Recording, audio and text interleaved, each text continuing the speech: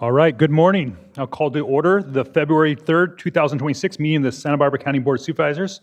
Madam Clerk, please call the roll. Supervisor Hartman. Here. Supervisor Lavanino. Here. Supervisor Lee. Here. Supervisor Capps. Here. And Chair Nelson. Here. Would you all please stand and join me in pledging allegiance to the flag? Ready, begin. I pledge allegiance to the flag of the United States of America and to the republic for which it stands, one nation, under God, indivisible, with liberty and justice for all.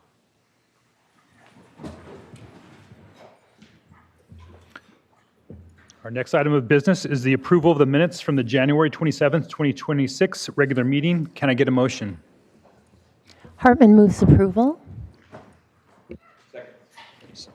So we got a motion from Hartman and a second by Lavanino. All in favor signify by saying aye. Aye. Aye. Motion passes unanimously. Next item of business is the County Executive Officer's Report. There is no report this morning, Chair Nelson. Excellent. Moving right along, Madam Clerk, are there any announcements or changes to our agenda today? Chair Nelson and members of the board, I do have one quick announcement regarding public participation this morning. For information on the Board of Supervisors' methods of public participation and instructions on how to provide public comment on items listed on today's agenda or during general public comment, please refer to page 2 of the agenda. Individuals that would like to provide verbal public comment may do so via Zoom by registering in advance via the link available on page 2. If you have any questions, please contact the clerk of the board's office at area code 805-568-2240. Again, that number is 805-568-2240. And if the board would, oh, nope, that concludes my announcements for today. Thank you. All right, thank you. The next item of business is the administrative agenda. Would any board members like to pull any items from the administrative agenda? Okay, seeing none. Madam Clerk, any items being pulled by the public? Chair Nelson and members of the board, we have requests to pull A10 and A13. Okay, and that's by a single member? That is correct, yes. Okay, for that member of the public, you'll get 5 minutes to speak on both those items. So if I could, at this time, get a motion to approve the balance of the agenda, so all the items besides item A10 and A13. So moved. Second. Motion by Hartman, second by Lee. All in favor signify by saying aye. Aye. Motion passes unanimously. Okay, we're going to go ahead and move along into our administrative agenda and our presentation of our resolutions. Madam Clerk, will you please read administrative item number 1 into the record? Chair Nelson and members of the board, administrative item number 1 is sponsored by Supervisor Lee and Supervisor Capps. It is to adopt a resolution honoring and commemorating the life of Frank J. Frost Jr. And joining us in person today, we have Alex Frost. And if you can please make your way to the podium, and I'll go ahead and read the resolution. Yeah. Oh, we can trail it. Yeah. Sounds like Ms. Frost isn't here yet, so we'll go ahead and trail that one to either at the end of the administrative agenda or at the end of the resolutions. So let's go ahead and move on to administrative item number 2. Chair Nelson and members of the board, administrative item number 2 is sponsored by Supervisor Hartman. It is to adopt a resolution proclaiming the month of February 2026 as COM Unifies 211 Community Celebration Month in Santa Barbara County. And joining us in person today, we have Patricia Keelan, Chief Executive Officer of COM Unify, and Joni Kelly, Communications and Outreach Coordinator of COM Unify. Whereas the 211 helpline is an information and referral system connecting people to free or low-cost health and human services and up-to-date incident and emergency-related information via call, text, and web-based platforms. And whereas the 211 program was established by the Federal Communication Commission in 2000 and now covers 85% of all households nationwide, with 96% of the residents of the state of California having access to 211 services. And whereas the 211 program has been available in Santa Barbara County since 2005, providing 24-hour free and confidential service in more than 150 languages to residents countywide, and became a program of COM Unify, a Santa Barbara County nonprofit organization, in November 2014.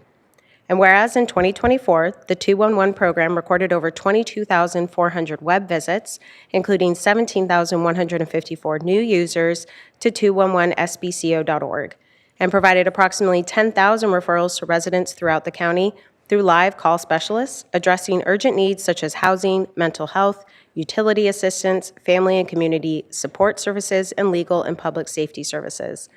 And whereas ComUnify's Energy Services and Head Start programs will be hosting the free 211 Community Day celebration on Saturday, February 7th, 2026 from 11 a.m. to 3 p.m.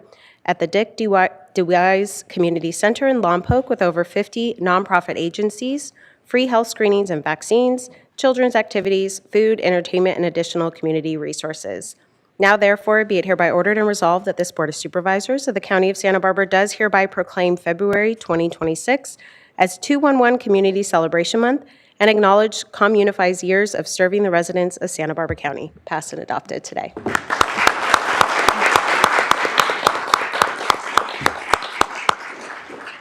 Ms. Keelan?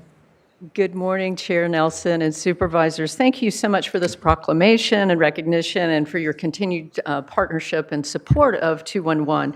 I know you're very familiar with the 211 service, but very briefly for those in the audience who may not be familiar with 211, ComUnify has proudly sponsored 211 services since 2014, providing a free 24/7 referral and information line to all residents of Santa Barbara County in more than 150 languages by phone, text, or even via website. When people are in need of information or in crisis, 211 is often the front door to help, providing vulnerable families and connecting them with needed housing, utility assistance, mental health support, disaster information, as well as so much more.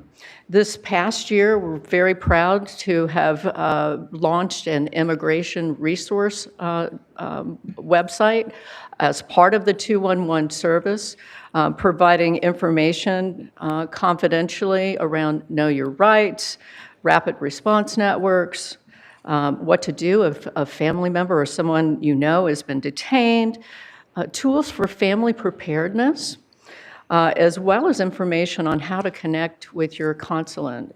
So very important services in this past year. We're also excited to be launching a new youth app, 211 Youth app, that will be launched later this year, providing teens with access through their phones to a variety of different resources and information at any time of the day. So we're very excited about that. So we're deeply grateful to the county for your continued support this year, and would like to personally invite you to come to our Community Resource Day in Lompoc this Saturday from 11 a.m. to 3 p.m. It's all kinds of family-friendly activities. There'll be free haircuts, free health screenings, free food, and all kinds of activities for our families. And we're very proud this year to have over 60 organizations participating. So it's a great opportunity for all of our community to come out and get information on the many nonprofits and resources that they offer here in Santa Barbara County. So again, thank you so much for your continued support.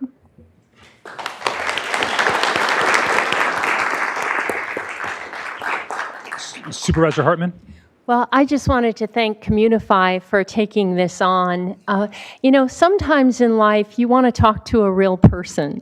You want to call a number and talk to a real person, and especially when you're in some kind of a crisis. And so 211 does that. I actually had to make some remarks about it and called myself and talked to the dispatch person. She'd been there for 7 years and really seen it all. So these are really professionally trained people, and they integrate across nonprofits and federal, state, and local agencies. So it's a one-stop shop and really is a tremendous resource. And so thank you so much for keeping it alive in our county. All right, moving along to administrative item number 3. Madam Clerk, will you please read that into the record? Chair Nelson and members of the board, administrative item number 3 is sponsored by Supervisor Capps. It is to adopt a resolution commending UC Santa Barbara professors John Martinez and Michelle DeVore for their 2025 Nobel Prize in Physics. And if you can please make your way to the podium.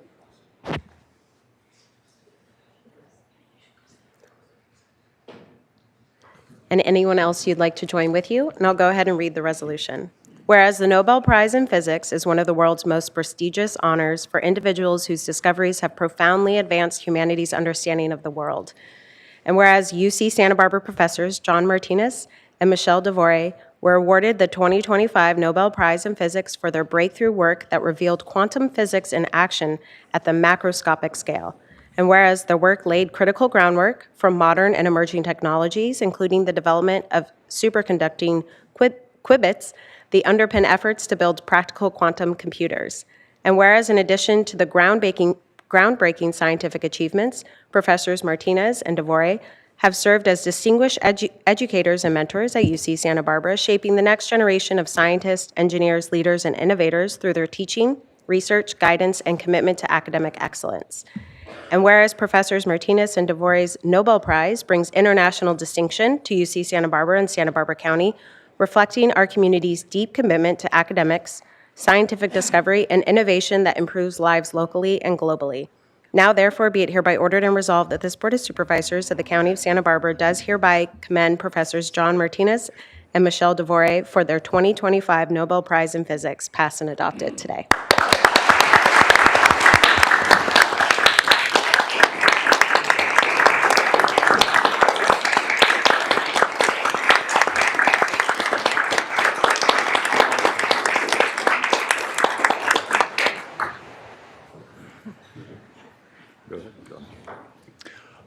I just wanted to thank the University of California.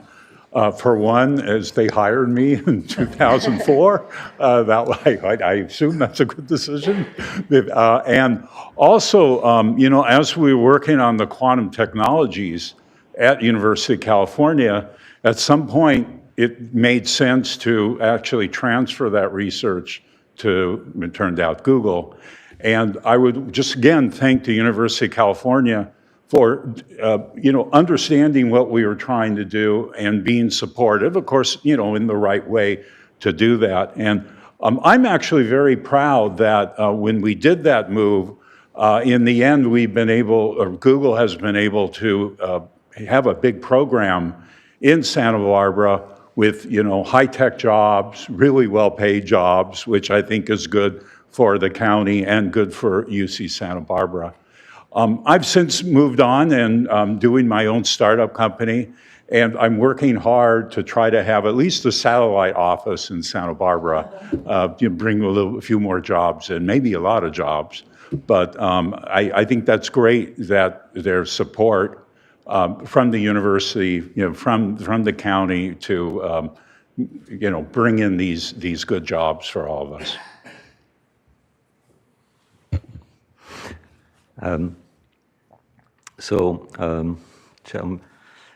Dear Chairman Nelson and member of the boards, I would like to thank the county for the honor of this resolution. I have to say that I am a more recent member of this community since I have moved from the East Coast 3 years ago. But I have found the welcoming atmosphere here really wonderful.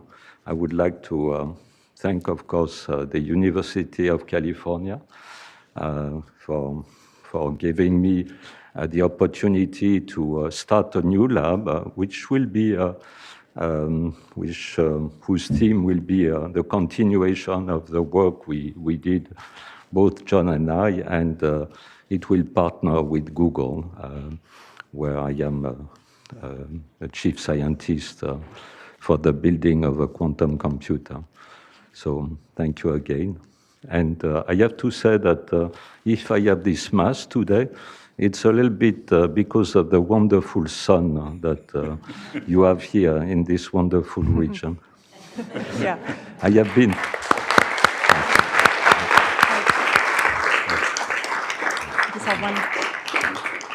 Congratulations and thank you. Supervisor Kepps. Well, I wanted to remark that we might be making some history here this morning to have in our county Board of Supervisors hearing not one, but two Nobel laureates. So thank you for coming. When we had the idea to bestow upon you a county resolution, we thought, well, wonderful idea, but could we ever get them to actually come here, given the global demands on your time? So thank you for being here. We are so immensely proud. And when I attended the celebration of the award in the days that followed, in that overpacked room at UCSB, it was so clear the many ways in which your award has this ripple effect on the campus environment and the county environment, the ways in which it attracts more professors, more research, more jobs, as you've just spoken to. It's a ripple effect, and we know how much, we're so immensely proud of the university. We know what it means to this entire county, what it means to the next generation. But if I could just speak to one thing that I was struck by, was the number of students that stood up and that packed outside in the overflow to kind of get the aura of this celebration and spoke to what it was like to be in your office hours. And I can only imagine what that means to them to have had office hours with you, Nobel laureates, and what that means to their work going forward, and what that means to their children, that they can then talk about the fact that they studied with Nobel laureates. So thank you for your research, thank you for your work, thanks for sharing it with us, and thanks for being with us today.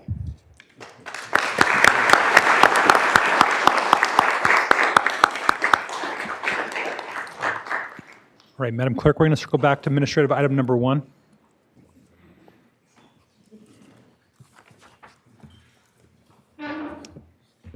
Chair Nelson and members of the board, administrative item number 1 is sponsored by Supervisor Lee and Supervisor Capps. It is to adopt a resolution honoring and commemorating the life of Frank J. Frost, Jr. And joining us in person today to receive this resolution is Alex Frost. And Alex, if you can please make your way to the podium. I'll go ahead and read the resolution.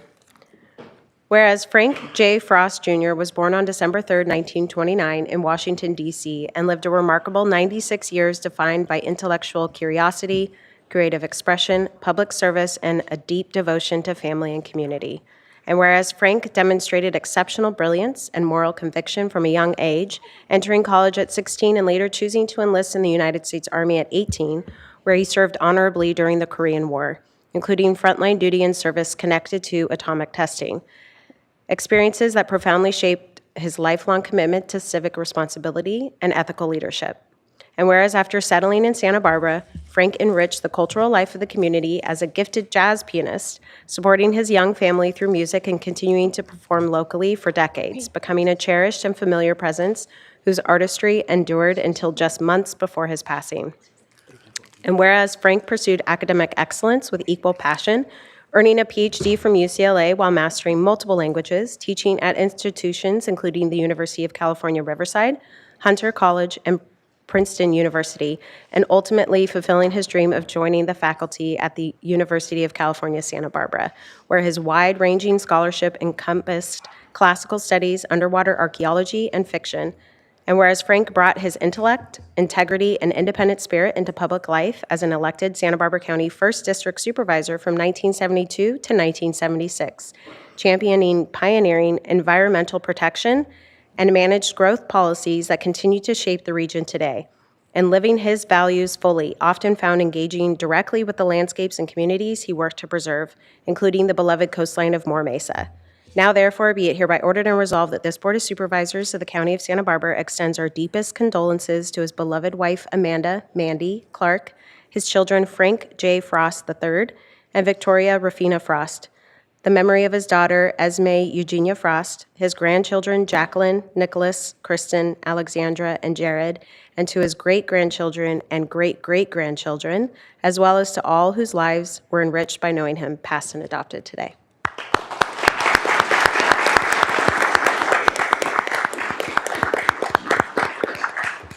Ms. Frost. Yeah, I'm his granddaughter, one of the many grand that are in his life, great-great-great-grands. Yeah, he was a man of so many titles, but one thing that he was so proud of was his time serving Santa Barbara County.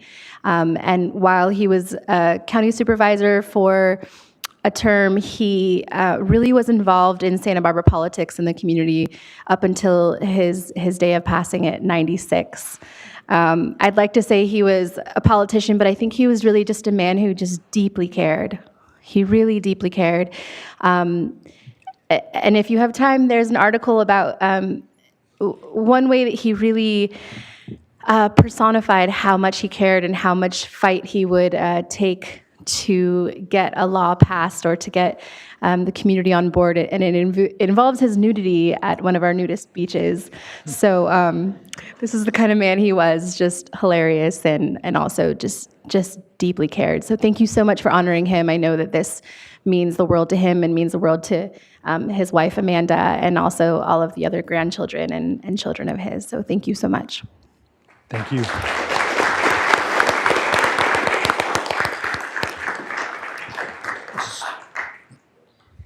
I wasn't going to say anything, but it occurred to me that it might be interesting to point out that when Frank became county supervisor here, there was certain dissension in the community, and he was forced to go on half-time at the university. So that magnificent salary at the university was halved and replaced with the small salary of the county supervisors. But he felt he had to sacrifice himself, and he loved every second that he spent sitting up there. Thank you very much. Thank you.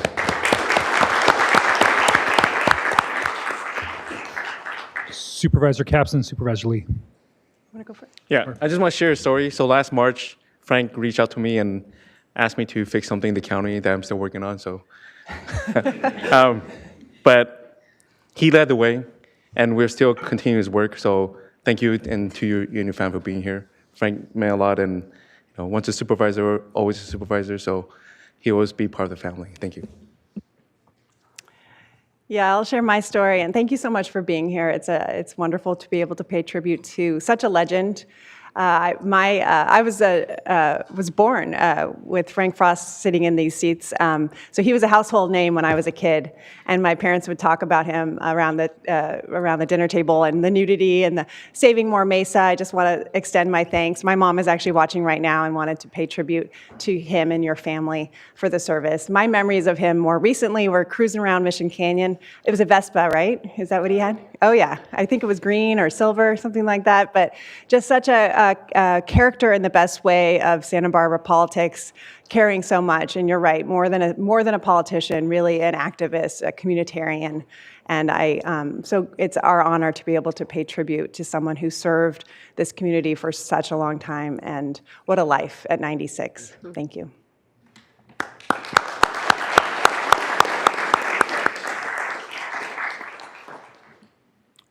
All right, we're going to move on to administrative item number 4. Madam Clerk, will you please read administrative item number 4 into the record?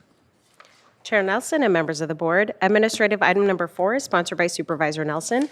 It is to adopt a resolution of commendation honoring Sarah L. Turk, Philip Ung, Ileana De Oyas, and Martha Sanchez Galvin of the Youth Defender Team in the Public Defender's Office as the February 2026 Employees of the Month for Santa Barbara County. And if you can please make your way to the podium, I'll go ahead and read the resolution. Whereas Sarah L. Turk, Philip Ung, Ileana De Oyas, Martha Sanchez Galvin, the Santa Barbara County Public Defender Youth Defender Team exemplifies the county's organizational values of accountability, customer focus, equity and inclusion, innovation, trust, and ethics. And whereas the Youth Defender Team models the transformative behaviors of collaborative problem solving, alignment with the county's vision, risk-taking, data-driven decision-making, and strategic thinking. And whereas the Youth Defender Team has demonstrated exceptional dedication to the county's mission and the Public Defender's Office values by providing zealous, compassionate, and high-quality representation to youth and families, centering dignity, fairness, and rehabilitation in their advocacy. They have shown leadership and adaptability by proactively engaging with justice system stakeholders, translating evolving law into meaningful local practices that advance equity, reduce unnecessary system involvement, and improve outcomes. And whereas the Youth Defender Team has distinguished itself through rigorous and innovative litigation, holding the prosecution to its burden through timely strategic motions, practice, and trial readiness, resulting in a significant number of acquittals at trial and/or dismissals on or near trial, reflecting both legal excellence and discipline preparation. And whereas the Youth Defender team exemplifies collaboration and mutual trust, working cohesively across roles to mentor one another, communicating effectively, integrating legal advocacy with holistic support, and fostering a culture of shared responsibility and continuous learning. Through commitment, professionalism, and teamwork, they have made a measurable and positive impact on the juvenile system, earning recognition as a model of public service whose efforts embody the highest standards of integrity, advocacy, and service to the community. Now, therefore, be it hereby ordered and resolved that this Board of Supervisors of the County of Santa Barbara does hereby acknowledge the Youth Defender team, Sarah L. Turk, Philip Ung, Ileana De Oyas, and Martha Sanchez Galvin, as the Employees of the Month for February 2026, passed and adopted today.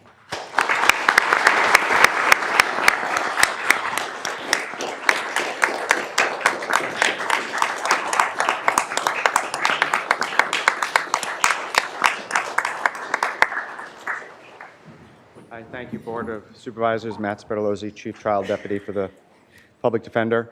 It is my profound honor today to introduce this team to you. Ileana De Hoyos, who's our holistic defense advocate, who works with our clients getting high-level assessments done and regularly getting our youth into less restrictive placements. Martha Sanchez Galvan, the true glue behind the scenes, spotting conflicts, sending them to me, talking with the clients, and providing high-level support behind the scenes. Philip Ung, a deputy public defender whose aggressive litigation has resulted in countless dismissals, trial wins, and has seriously changed lives over this past year. Deputy public defender Sarah L. Turk, who is really the conscience of the team, whose policy advocacy with justice partners in the JJCC has proven instrumental in putting together a local system that treats our kids with dignity. They're recognized today because when they came together as a team this year, they really changed the culture of how we represent youth in our system, advocating at the trial level, advocating at the local and policy level, and really making our county and our community a better and safer place to live. And I just want to turn it over to Sarah L. Turk, our senior member of the team, for a couple of comments. Thank you. Thank you. Thanks, Matt. Our Youth Defender team, in our team, our clients come to us with their own unique background and their own unique story. But with each client we have, they all have one thing in common. They are a young person standing in the face of an overwhelming and often scary system that has the power to affect their lives, surely in the short term, if not for years and years and years to come. We as a team strive to work together to provide this youth-centered holistic defense in what we do day to day. We stand with our clients and help them to use their voice. We work hard to empower them to make the best choices for themselves, not only in their cases, but in their lives. Our goal is that at the end of our representation, that the work we've done has had a positive effect on these teenagers and young adults. It is our goal to ensure we are part of their success stories, to ensure that the weight of this system does not crush them or crush their spirits, and that they are able to overcome these experiences and thrive. We want to thank the Board of Supervisors for recognizing us, especially recognizing us as a team, because this is work that none of us could do alone, and we do together. And we just want to thank you. Thank you. Thank you. Thank you.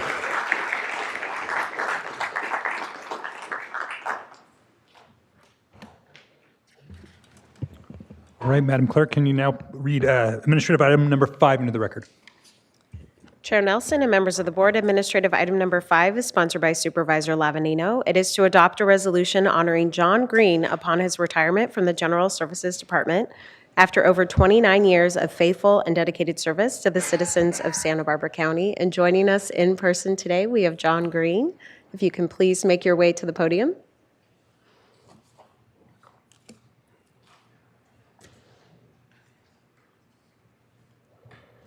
And I'll go ahead and read the resolution. Whereas John Green has served the County of Santa Barbara General Services Department for over 29 years, entering as a blue-collar building maintenance worker and retiring as an executive as assistant director. And whereas John began his career as a general contractor running a vibrant and robust private construction company before joining the County General Services Department Facilities and Maintenance Division in 1996, where he learned all aspects of the county and was able to apply his skill set as a woodworker to construct custom cabinetry for various county facilities. And whereas John's general contractor experience influenced his transition to General Services Capital Division, where he developed construction specifications, assembled bid packages, managed public bidding and contract awards, inspected projects for quality and code compliance, executed change orders, and represented the County General Services Department to various contractors, outside agencies, and the public. And whereas John was selected to lead the $125 million Northern Branch Jail construction project, developing a piece of farmland into a 350-bed state-of-the-art jail complex. The extension effort was not without challenges, and John rose to the occasion, frequently meeting with state officials and forging alliances with the Santa Barbara County Sheriff's Office to ensure that they received the best facility to meet their needs. And whereas John was then promoted to lead the entire Capital Division, overseeing 2 division managers and 10 project managers, where his leadership was critical in getting through the COVID-19 pandemic and new hybrid work approach. And whereas in his final 18 months with the County of Santa Barbara, John was once again promoted to the executive ranks as an assistant director overseeing the facilities and maintenance, capital and energy divisions.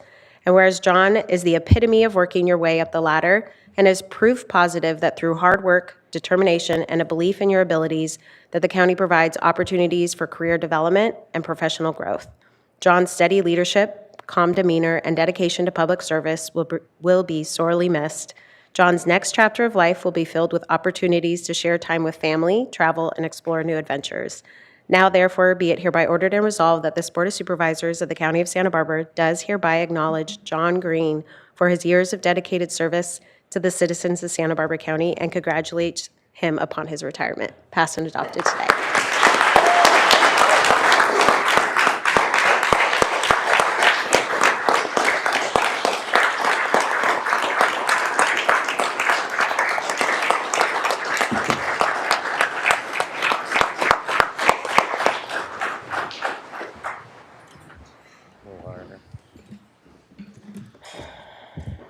John, time has come.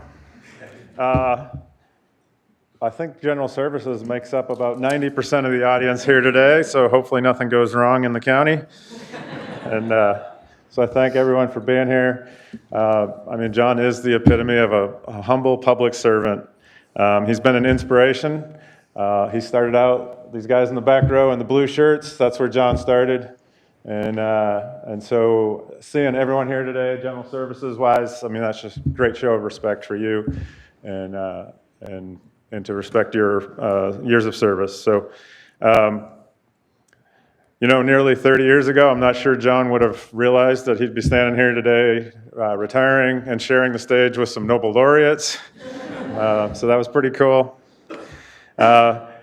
I've been here about 3 years now, and about a year and a half ago, 2 years ago, John was ready to throw in the towel and call it a career.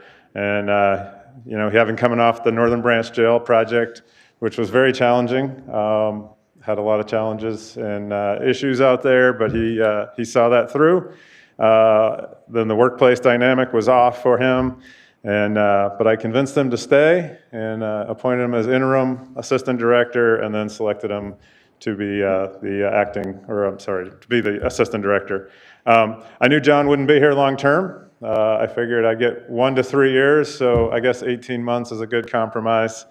But I knew that he would be the bridge that was needed to take General Service from where they were and help get us to the future. And so I appreciate that. Of course, this past year, the Northern Branch Jail has continued to be kind of a thorn in his side and continues to haunt him. And he's been deeply involved with some arbitration there. In fact, I think County Council saw him more than I did this past year.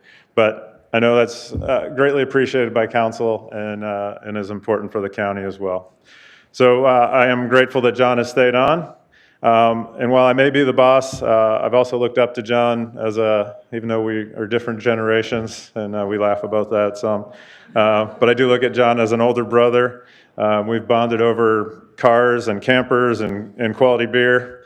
And so I look forward to our continued friendship. And so I want to thank you, John, and best wishes as you head into retirement. And to Glenda, I know you've thrown my name around a lot with Glenda, and hopefully in a good way. And obviously with your children and now grandchildren. And so I know they were looking forward to seeing more of you in retirement. So I want to leave with a quote here. It is amazing what you can accomplish if you do not care who gets the credit. Harry S. Truman, and I believe Ronald Reagan actually had that on his desk. And that's John, and that's John's leadership style. Again, very humble, and just wants to be part of the wheels that gets things done here. So that's how he's lived his service, and we thank you. And having been former Navy, our farewell is fair winds and following seas. I wish you the very best. And for the rest of GS, there is a reception downstairs in the lobby, in the courtyard, so I hope to see everyone down there as well. So thank you, John, and the floor is yours.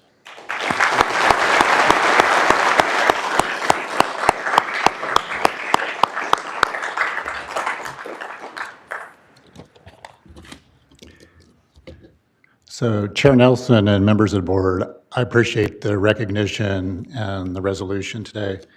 It's humbling and honored. I'm honored to have that.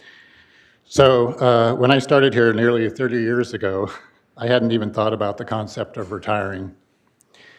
Prior to working at the county, I was working in the private sector in a partnership general contracting company. So I took my first role in facilities more or less as I saw it as just another project that would eventually complete. After all, this was consistent with what I had been doing as a general contractor for 15 years. So retirement was a foreign concept to me that I saw only applying to others, like my grandfather and my father and those other older coworkers that I worked with when I first started at the county. But not me. I still saw myself as a young guy. It wasn't until my 3-year-old granddaughter, Cambria, learned to speak and began to calling me Popper, which was her word for grandpa. That's when I realized I should start paying closer attention to my birth date. Then, of course, there's those awkward water cooler moments around the office where staff are asking you constantly, so how much longer are you going to be here? Definitely not something I heard in my first 20 years. And yet just another subtle reminder that I'm no longer a young guy that I think I am. Then, of course, you start getting the AARP emails and mail in the mailbox every day, which are unfortunately addressed to me. So that's when I began to realize I should take a closer look at my work plans. So here I am today, nervously standing in front of the Board of Supervisors and a room full of people and coworkers who now know exactly how much longer I'm going to be here. Instead of another job, I've had an amazing career with the County of Santa Barbara. I have nothing but gratitude and appreciation for all the opportunities, benefits, and challenges. And yes, there have been challenging projects for sure, but the last 30 years have gone by really fast. My wife, Glenda, is retired from teaching and has been asking me frequently when I plan to retire. After I finally told her my retirement date, I also told her that meant that I'd be home all the time. Her response was, "That's okay, I have friends, you know." So I'm super excited to start the next chapter of life, spend more time with my grandchildren, and perhaps complete some of the honey-do list projects, which are naturally over budget and behind schedule. However, I will absolutely miss this place. I'll miss the people, the relationships, and even the challenges. I must thank all my mentors over the years, my coaches, my staff, my managers who promoted me and pushed me and encouraged me to push myself even further than I believed that I could be pushed. Some of the most dedicated and hardworking and brilliant people that I know work here at the County of Santa Barbara. And I feel very fortunate to have been a small part of this organization. So I must also recognize my wife, Glenda, who I'm sure will be encouraging me to find a part-time job soon when I get me out of the house, and my 3 children, Nathan, Shelby, and Logan, for all their support and for always tolerating all my dinner time conversations about the fascinating projects that I was fortunate enough to be part of. And finally, I want to thank Kirk Lagerquist, all the General Services Department, and the Board of Supervisors for this recognition and resolution. Thank you.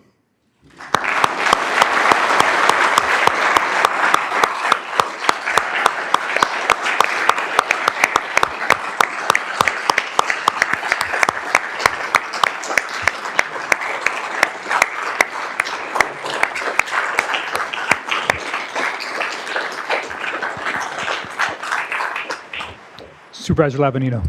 Thank you, Mr. Chair. John, I appreciate the fact that I was the one that got to provide you with the resolution we all did together, but that was an honor for me. John, I don't know if you play cards or not, but you do have an excellent poker face. Because I remember being in the room when the bids were open for the Northern Branch Jail, and we had no idea what they were going to look like. And when the envelopes were opened, I remember at the time Matt Pontus looking like somebody was holding his family hostage when he was looking at them. And I looked over at John, and John just kept a straight face. And even when all hell was breaking loose during the construction of that, and every time I'd go out there for a visit, John was just even-keeled. This is a big project. There's always problems. He was very calming and reassuring. Is exactly what I needed because I was ready to freak out. And so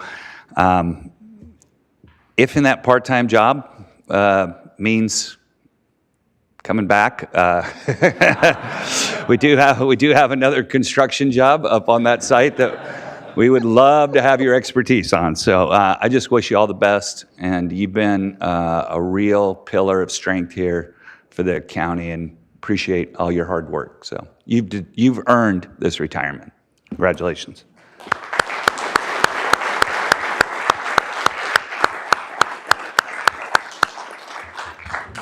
Yeah, and I'd like to reiterate that you have been the steady hand in the storm for the county for quite some time. And so you said you've been a small part of this county. I would think that you are definitely underselling it. You've been a large part of this county for the last 30 years, and especially over the last few years. And it's with gratitude on behalf of the entire county for your service, John. Thank you.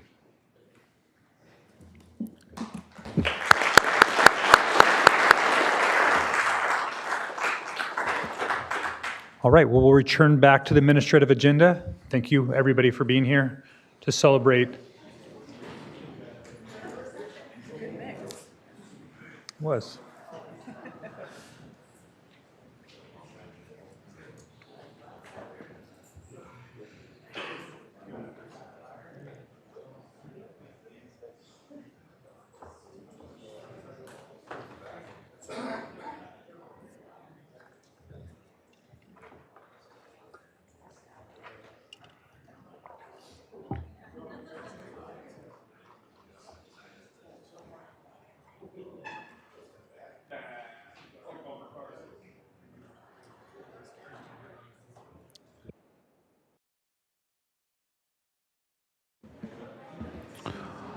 All right. We'll now take up the administrative items pulled in numerical order. Actually, we've had 2 items pulled by the public, item number 10 and number 13. So, Madam Clerk, will you read both those items into the public? And then we'll have Ms. Hallenstein come up for a 5-minute public comment on those 2 items. Chair Nelson and members of the board, administrative item number 10 is from the District Attorney's Office. It is to consider recommendations regarding the acceptance of a $25,000 grant from Craig Thompson Environmental Protection Prosecution, CTEPP, fund to support the District Attorney's Consumer and Environmental Protection Unit and there is a 4/5 vote required on this item. Additionally, administrative item number 13 is from the Sheriff Coroner's Office. It is to consider recommendations regarding an Astound Business Solutions LLC Astound service order to the agreement for services of independent contractor for dark fiber services. And we have a request to speak from the public, Karen Howenstein, and she will receive 5 minutes for both items. Karen? Welcome. Karen Hallenstein, North County Coast Audits, soon to be Coast Observer TV. So I had a question. You guys combined these two very different items that I'll speak on together. So my first question was about dark fiber. And having a hard time identifying what dark fiber is. So just wanting to learn more about the dark fiber that we're paying for the sheriff's office. And do I ask the sheriff's office about that? Who knows about that? Well, I'll find out later on. And then this other item, the district attorney's office, who's getting special funding to go after people for environmental reasons. Before I ever started being a public speaker, I was attacked by the district attorney's office in civil court. They used a similar grant to target my family and their property. The county wanted to get on our title. I was even told that by one county employee.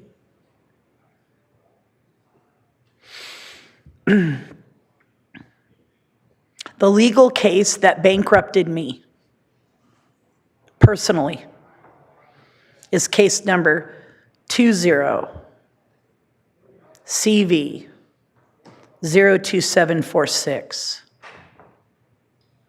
In that matter, the liberal district attorney Joyce Dudley very skillfully left the man who was responsible for any suggested environmental violations completely off the complaint. Himself and his business entities were completely unscathed. Later on, this man claims through non-judicial foreclosure fraud that he owns my parents' ranch. This all happened right in front of you, Mona, the whole entire time I've been talking to you. And my issue, personally, in this, is not going to die until my family is satisfied. And I personally am satisfied for the abuse that I've suffered at the hands of this county. Just like the memory of Liliana Cecilia Zuniga, the young woman who was killed inside the Lompoc Police Department in 2023. And I understand the local law enforcement wants that to die, but her memory is still very much alive. And so is my umbrage. Until things are satisfied, and the more I learn about the workings of our county, Mona, and how the county is being manipulated by some of the most liberal operatives in the state who work inside our county executive office. Karen, let me interrupt you for a moment. You're Yeah. addressing the board, not staff at this time. Correct, but Mona is a driving force. I understand, but she works for this board, and this is public comment where you address the board, Okay. and we go from there. Well, she's in front of me too, so I'm being friendly. You can understand, though, that because personally my life was destroyed before I even understood what was happening. And when my father and I came to you, Joan, it got worse. And the lives of my neighbors who are they're transplants from LA, but they're trust fund babies from Manhattan. Their lives have gotten increasingly better, and their word has been promoted by you.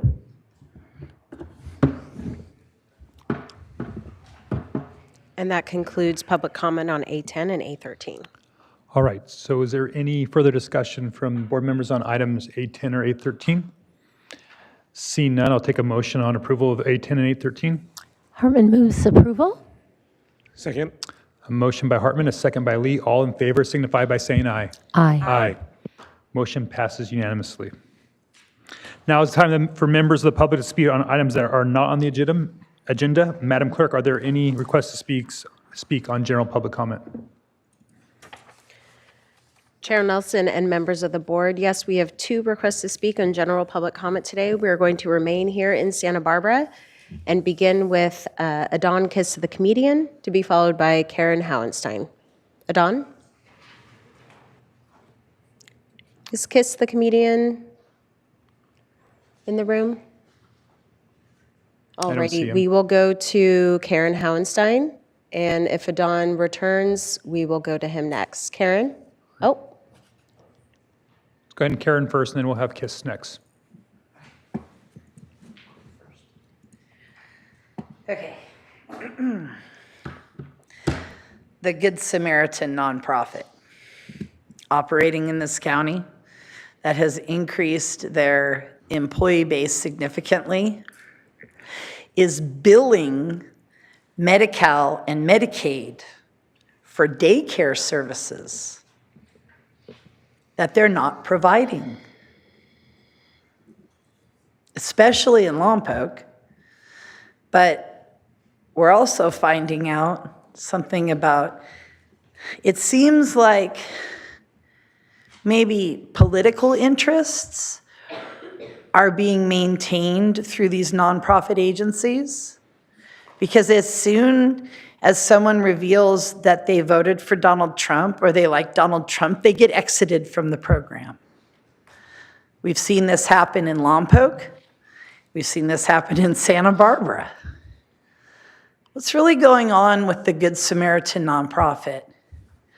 Because what's been suggested about California, that California is also washing money through nonprofits, NGOs, and even the government agencies that we see operating and having budgets of $1.7 billion.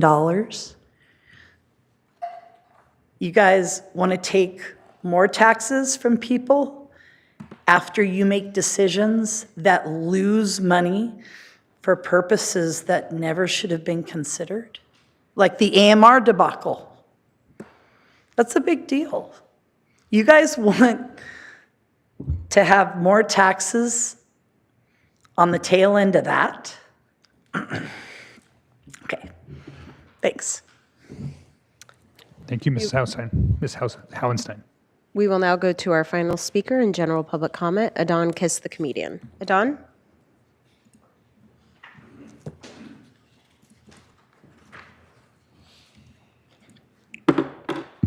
Oh, thank you guys. Good morning, Supervisor Roy Lee, Laura Capps, Joan Hartman, Bob Nelson, and of course, my favorite, Steve Lavaganino. My name is Adon. Some of you guys know me as Kiss the Comedian. Today, I'm not here as a comedian, but as a victim and a citizen. I was a client at the Step Down Program Sober Living Housing Unit here in Santa Barbara, which is owned by Good Samaritan nonprofit shelter and funded by the county taxpayer and the federal taxpayers and the donors. I was wrongfully kicked out after being cursed out by Good Samaritan staff members named Jack and Ryan. I was called every name in the book, a monkey, a nigger, African, and a Trump supporter. The Good Samaritan staff members treated me like Adolf Hitler, genocide, after they found out I posted a video on YouTube. They kicked me out and said, "We don't want our staff getting exposed. You're homeless. You will be replaced by 5 o'clock today by another bum, and St. Cam Medical will still pay us $5,000 for each client." I am begging you from the bottom of my heart, do not let Good Samaritan get away with this. Please open an investigation. Key staff members include Josh Rodriguez, Program Manager, Donna Flores, Director of the program, Todd Johnson, Operations Manager. If you don't believe me, please ask my lawyer, Russell Brown, at RBX Law right here in downtown Santa Barbara. How many homeless people he's representing currently against Good Samaritan, and how many complaints he gets of the behavior of the staff. The video and audio evidence is available on my YouTube channel, Kiss the Comedian. Thank you so much. And I just want to say, sleeping on the beach at night is really cold. I've been sleeping in elevators, and Good Samaritan, they own like 50 properties and over 600 clients. And yeah, I'm really mad. I'm really pissed. You know, I've been sober for 5 months, and I'm afraid, you know, I'm gonna pick up, start using. You know, I don't want to overdose. I don't want to die. But they, Good Samaritan basically told me, our staff is untouchable. You're replaceable. Our staff is not. This is what they tell me. So I'm asking you, people with power, to please check and balances. Do not let these people get away with this. You guys can contact my lawyer if you don't believe me. He's representing a lot of people. Russell Brown, right here in downtown Santa Barbara. They treat us really bad and do not care, and they get funded by the federal taxpayers' money, county taxpayers' money. And Mr. Roy Lee, he sent me to the Faro Center, and I got legal advice. Thank you so much. Thank you, Adon. And that concludes general public comment for today. All right. With the conclusion of the general public comment, we will now go into the departmental agenda. Madam Clerk, will you please read departmental item number 1 into the record? Chair Nelson and members of the board, departmental item number 1 is from the County Executive Office. It is a hearing to consider recommendations regarding a proposed transactions and use tax ballot measure for the June 2026 primary election ballot.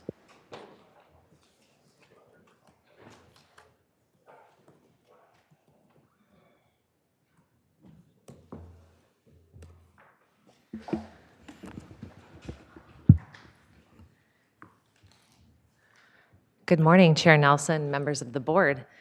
My name is Brittany Oderman. I'm Deputy CEO, and I'm here today to present to you a proposed transactions and use tax ballot measure, otherwise known as a sales tax.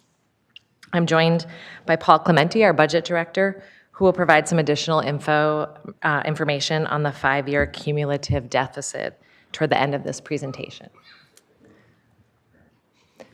I just do want to point out that the PowerPoint was revised, and you should have received a revised copy this morning, and that has also been posted online. Thank you.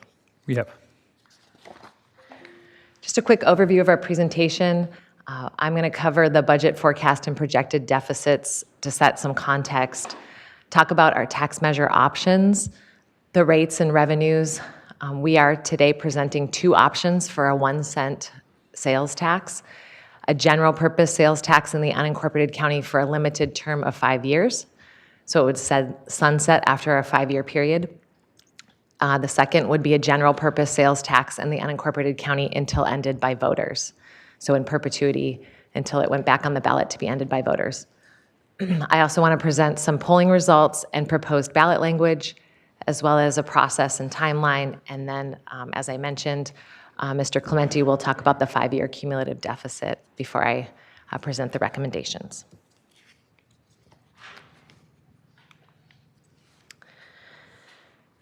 On December 16th, the board received a 5-year budget forecast for fiscal years 26-27 through 30-31. Over here on the left, you can see the projected shortfall for next year's budget, 26-27. At that time, if all current service levels were maintained, is $23 million across all department services and funds. The forecast anticipates an ongoing cumulative deficit of $66.4 million by fiscal year 30-31 across the general fund and key special revenue funds that support safety net services. This ongoing annual deficit would have to be covered by ongoing additional revenues and/or cost reductions. The shortfall is driven by state and federal policy changes and reductions, as well as expenses outpacing available revenue, and increased mandates and obligations, such as the Murray versus the County of Santa Barbara stipulated judgment regarding jail conditions. Without additional revenue generation, significant budget cuts could impact services used by county residents. So to address these challenges, the county proposed a budget balancing framework that includes the approaches on this slide. Additionally, the 26-27 budget development policies recommend earmarking $50 million in one-time funds and $8.5 million in ongoing funds for the Northern Branch jail expansion. Putting $50 million toward the project is expected to save $3.7 million annually in debt service. This depletes the ability to backfill proposed cuts in fiscal year 26-27 and beyond using one-time funds. The item before you today focuses on looking at alternative revenue generation options, the most promising being a potential sales tax increase. Increasing the unincorporated county sales tax is estimated to generate an additional $16.7 million annually, helping preserve important community services. Going to do some tax measure options. So first, just want to talk about the county's taxing authority. The county actually has the authority to impose a tax either county-wide, that would be inclusive of all the cities, or imposing a tax in the unincorporated county only. A county-wide measure requires legislation to give authority to the county to exceed the maximum rate set in law of 9.25% since the city of Santa Barbara and Carpinteria are at or near the maximum rate. The legislation must be in effect prior to approval of the resolution to place the measure on the ballot. This time frame to pass this legislation proved to be too difficult to accomplish in the first few weeks of the 2026 legislative session in time for placement on the June primary ballot. Staff was pursuing this option with our lobbyists and our delegation. If this legislation is in place, this measure can be placed on the ballot by a 4/5 vote of the Board of Supervisors and would require a yes vote from a majority of voters voting countywide inclusive of the cities to pass.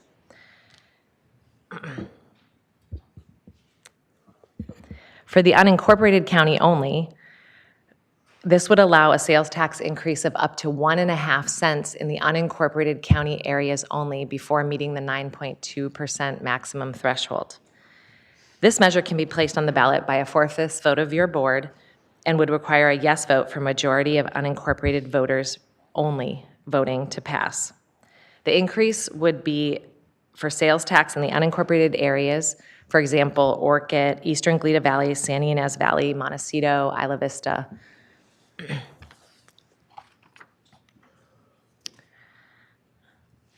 Just want to give you some context for our current sales tax. So the general sales tax in Santa Barbara County, on the left is a table of the current breakdown.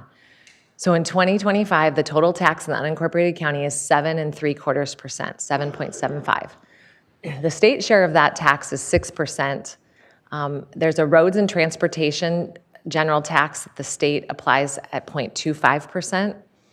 And then we have a regional sales tax, Measure A, that the Santa Barbara County Association of Governments administers at 0.5%.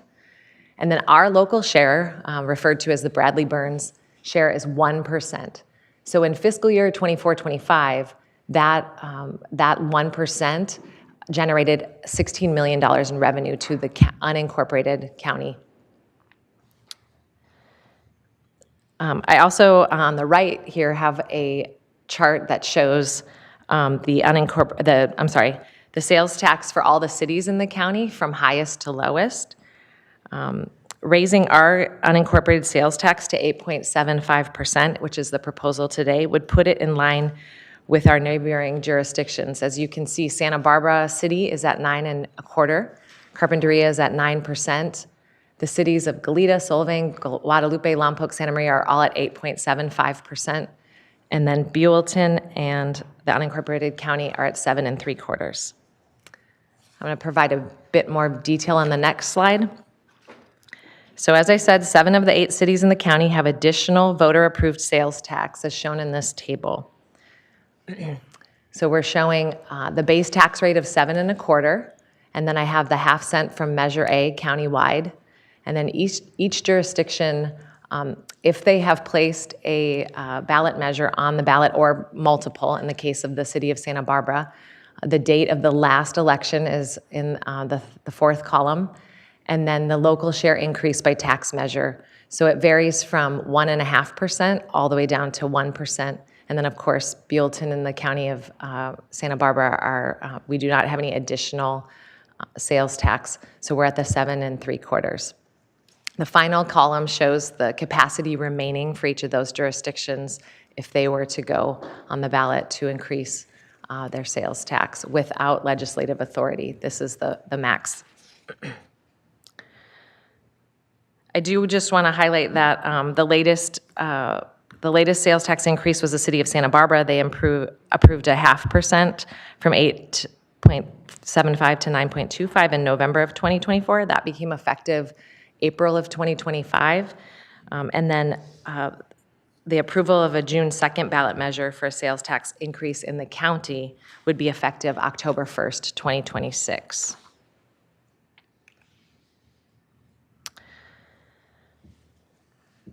So here are the 2 options that I mentioned earlier. We're discussing a general sales tax for general purposes. Again, it requires a 4/5 vote of the Board of Supervisors to place it on the ballot. It must be approved by a simple majority of the voters in the unincorporated county only.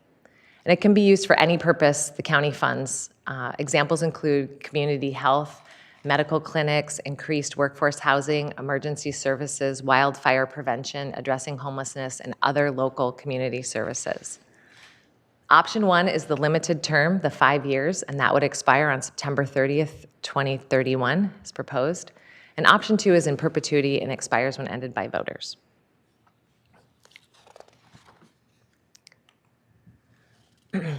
We like to present this slide just to set some context for the lay of the land in the county. As you all know, the county is largely agricultural or federally owned land.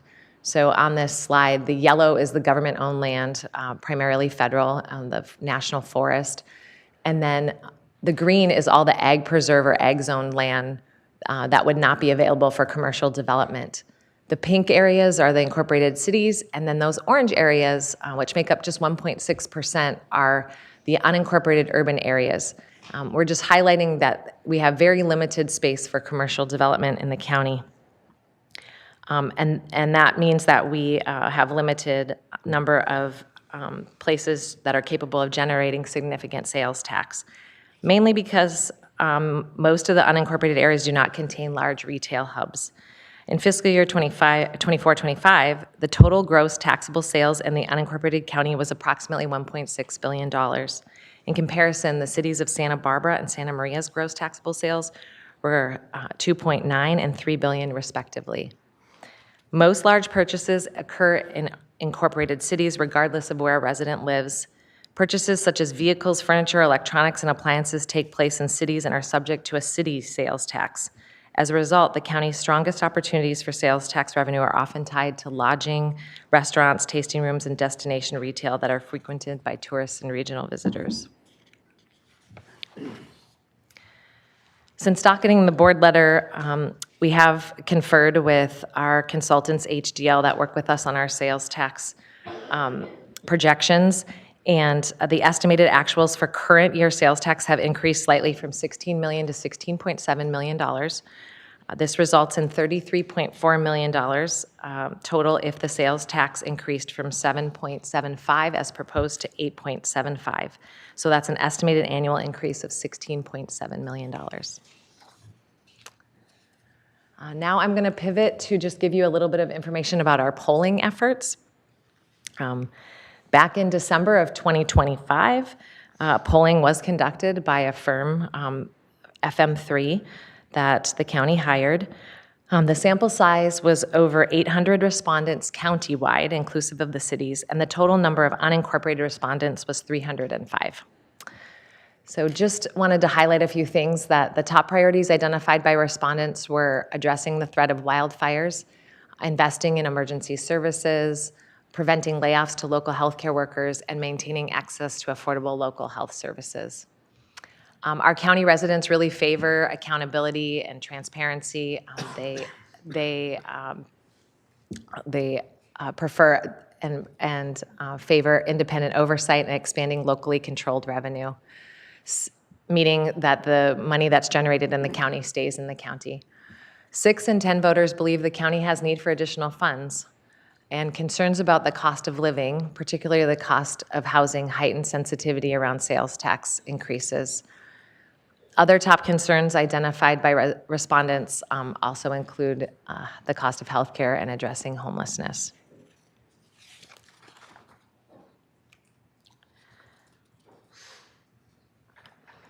So in the poll, survey respondents were read sample ballot language and then asked, if the election were held today, would you vote yes or no on this measure? These percentages are the overall. For the unincorporated, there was a total yes of 55%, and that includes undecided lean yes all the way up to definitely yes. You can see the breakdown there. And then 39% no, from definitely no to undecided lean no, and we have a 5% group that's undecided. Our poll included split samples to test different language related to the term of the measure and potential increase in sales tax. I would say the environment is challenging all around, but we were encouraged by these numbers. Due to the split sampling, the margin of error for the unincorporated area is a plus or minus 8%, which is a little higher than we typically like, but we believe there's still a path to success. I do want to also report that the vote after education, so during the poll, people were given educational statements about the ballot measure and the funding and what it could be spent on.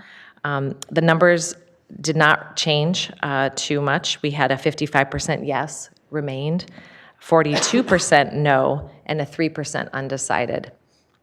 And then we also gave oppositional statements to respondents. And the vote after the oppositional statements, the yes dropped down to 52%, the no 43%, and 5% undecided. So fairly stable.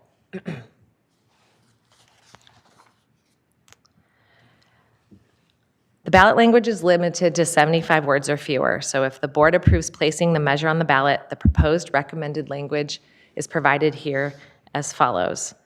The Santa Barbara County Affordable Healthcare, Housing, and Community Service Protection Measure to offset federal government funding cuts to prevent layoffs to local nurses, healthcare workers, provide affordable housing and healthcare at community clinics, maintain wildfire prevention emergency services, address homelessness, protect services in local communities, and other general county services, shall the ordinance enacting a 1-cent sales tax for 5 years, and I included the parentheses, that would be the difference in language between the measure with a sunset of 5 years versus ended by voters, generating approximately $16.7 million annually, requiring public disclosure of spending, audits, and local control be adopted.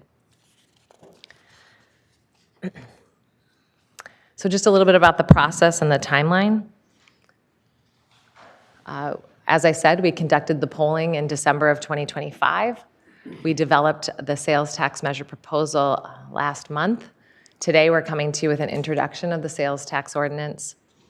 On the 24th, if the board approves moving forward, we would bring back adoption of the sales tax ordinance and a resolution with approved ballot language. Again, that requires a 4/5 vote. In February, the week of 17th to 26th is the period for submitting direct arguments for and against. There's another period to submit rebuttal arguments. March 9th is the deadline for impartial analysis. March 12th for fiscal impact statement prepared by the auditor controller if the board directs them to do so.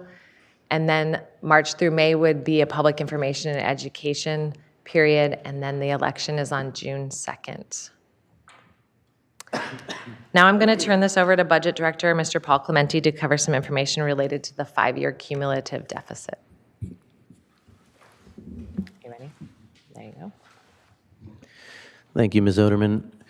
Good morning, Chair Nelson, members of the board. I was asked to just provide a little more information on the cumulative deficit that we discussed in the 5-year forecast and kind of visualized it up here.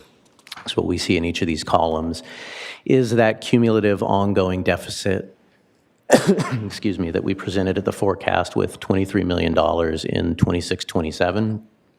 $29 million is added on top of that in 27-28 for a total cumulative ongoing deficit of $52 million.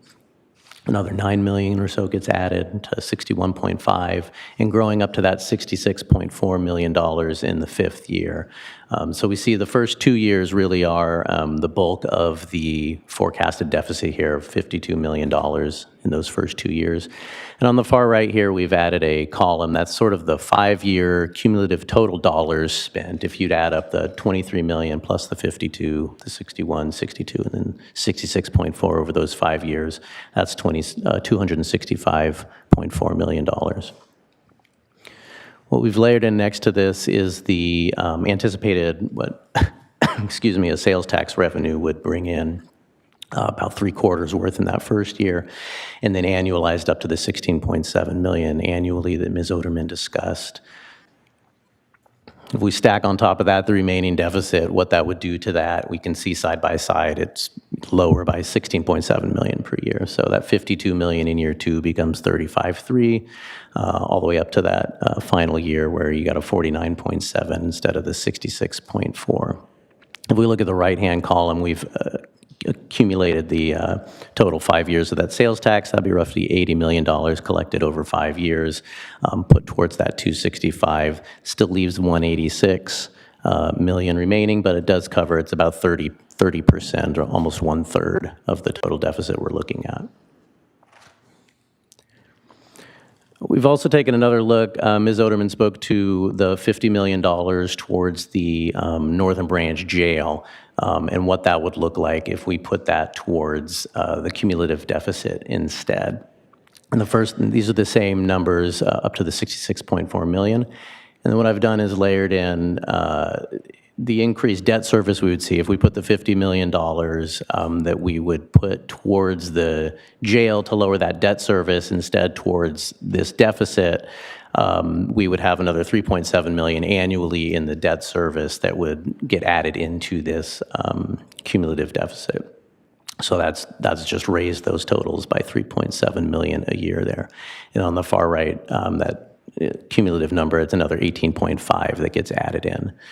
So the 265 on the right becomes 283. And then I've layered in next to this, if we put $50 million in one time towards the deficit, and just assuming it is put towards the full amount in that first year, and then whatever's remaining of that 50 million, 23.3, put towards the deficit in the second year, we're left still with a $32.4 million ongoing gap in that second year. And then because these are one-time dollars, they don't come back in 28, 29, we're still met with the full $65.2 million ongoing deficit, growing up to that 70.1 million in the fifth year. So that 283 that I had on that far right column is lower by $50 million. It still leaves 233.9 remaining. So the two slides I pulled together, and I can pass it back to Brittany for the rec actions.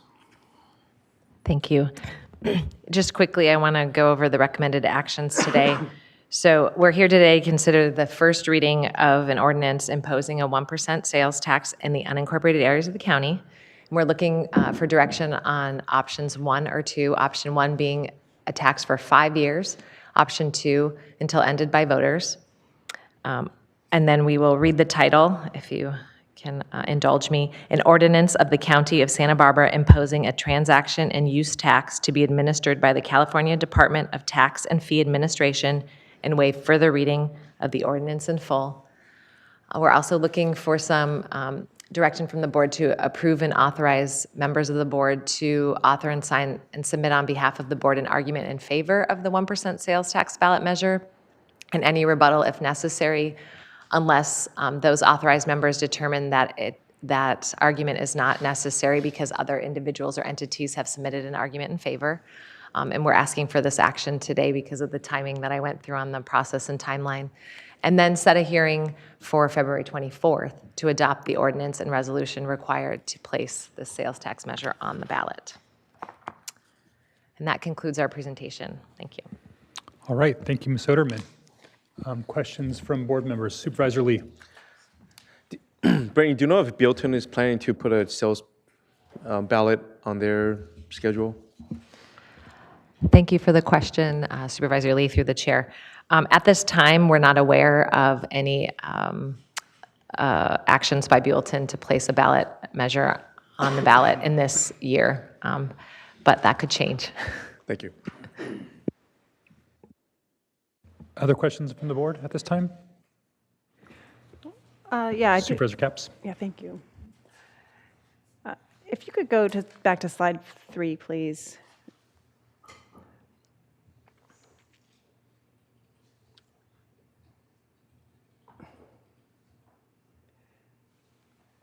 And while you're doing that, I just want to say this was an excellent presentation, and I really appreciate, I think, the staff. You all have done a very responsible thing by bringing this proposal forward. You are setting us up for the future, and that's your job, to be looking at all options.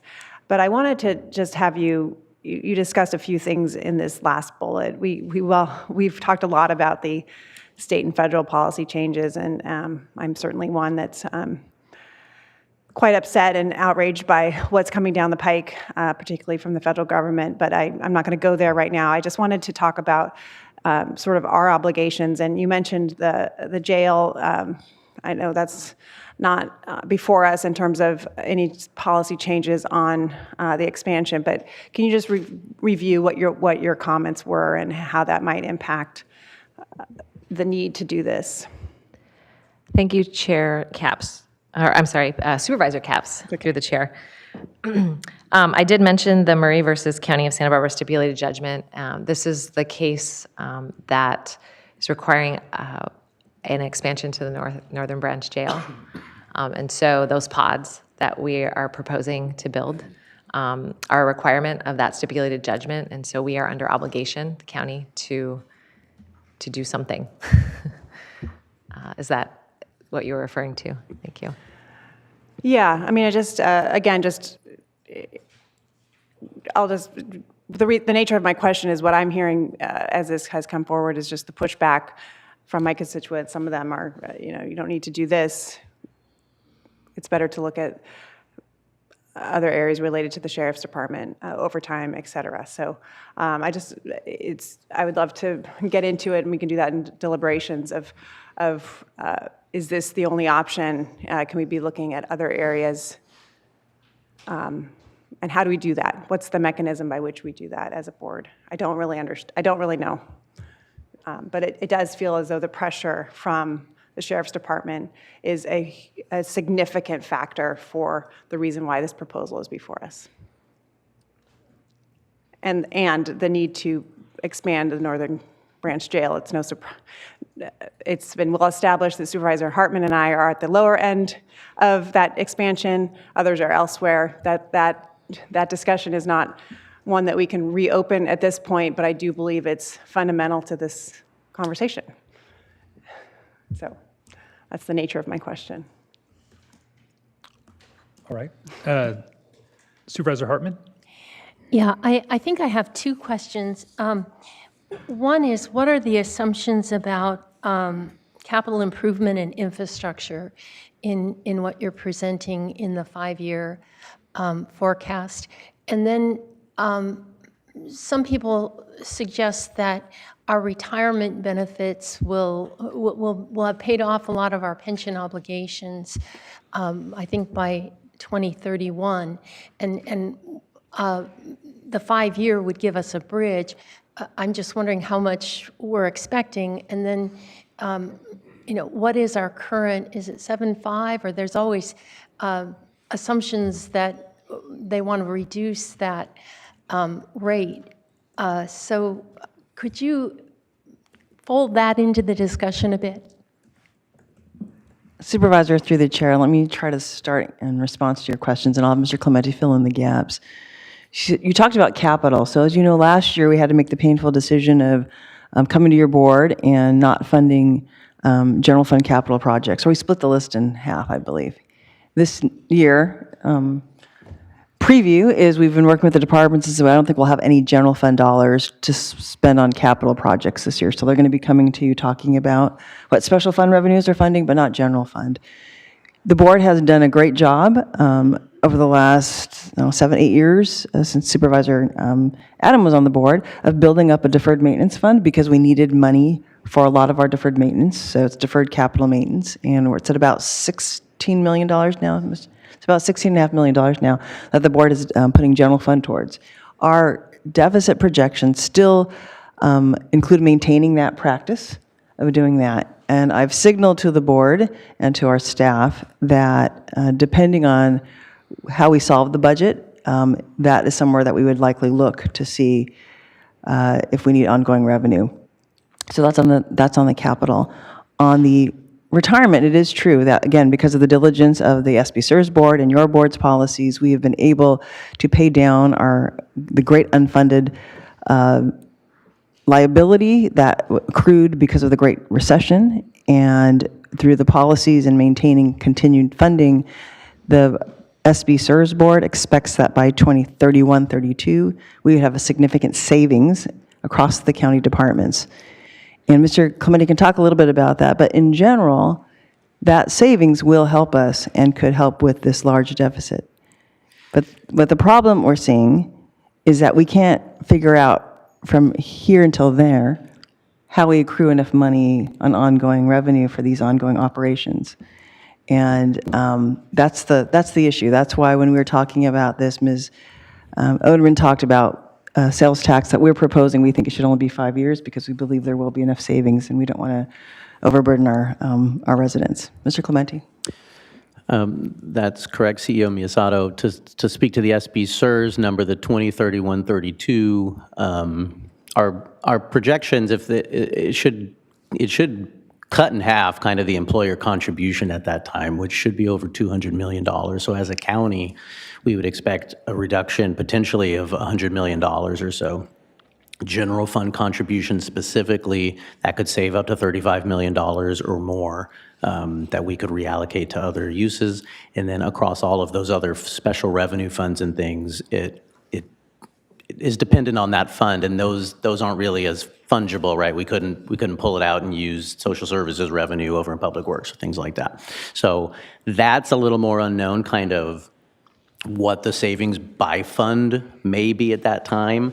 And we know our deficit is mostly driven in our health and human services funds. So whether the savings at that time in those funds is enough to solve their problems that we're seeing in the deficit now is unclear. I'm not sure that it would be, but overall, it will be a significant savings to the county in 31-32. We hope. We hope. But that all depends other on things, not reducing the, is it 7.5 now or 7? It's 7%. It's 7% and there's talk now. of taking it down to 6.5, and then we can't have another recession or major problem. So it's an optimistic projection. Can I answer a little bit of that? Sure, because you're on the board. Yeah. It's always interesting to me that we take our 5-year forecasts. Those are golden. Those are, we have to make a lot of decisions based on what that 5-year forecast is. It's an assumption. That's what it is. It's what we're hoping for. If you went back and looked 5 years in our past, we did not identify this issue. So it's always interesting to me that we look at the SB-SERS projections as those are some lofty, hopeful nirvana that we might be able to get to. But we look at our 5-year forecast and we're like, this is what we have to. So to me, it's like forecasts are forecasts.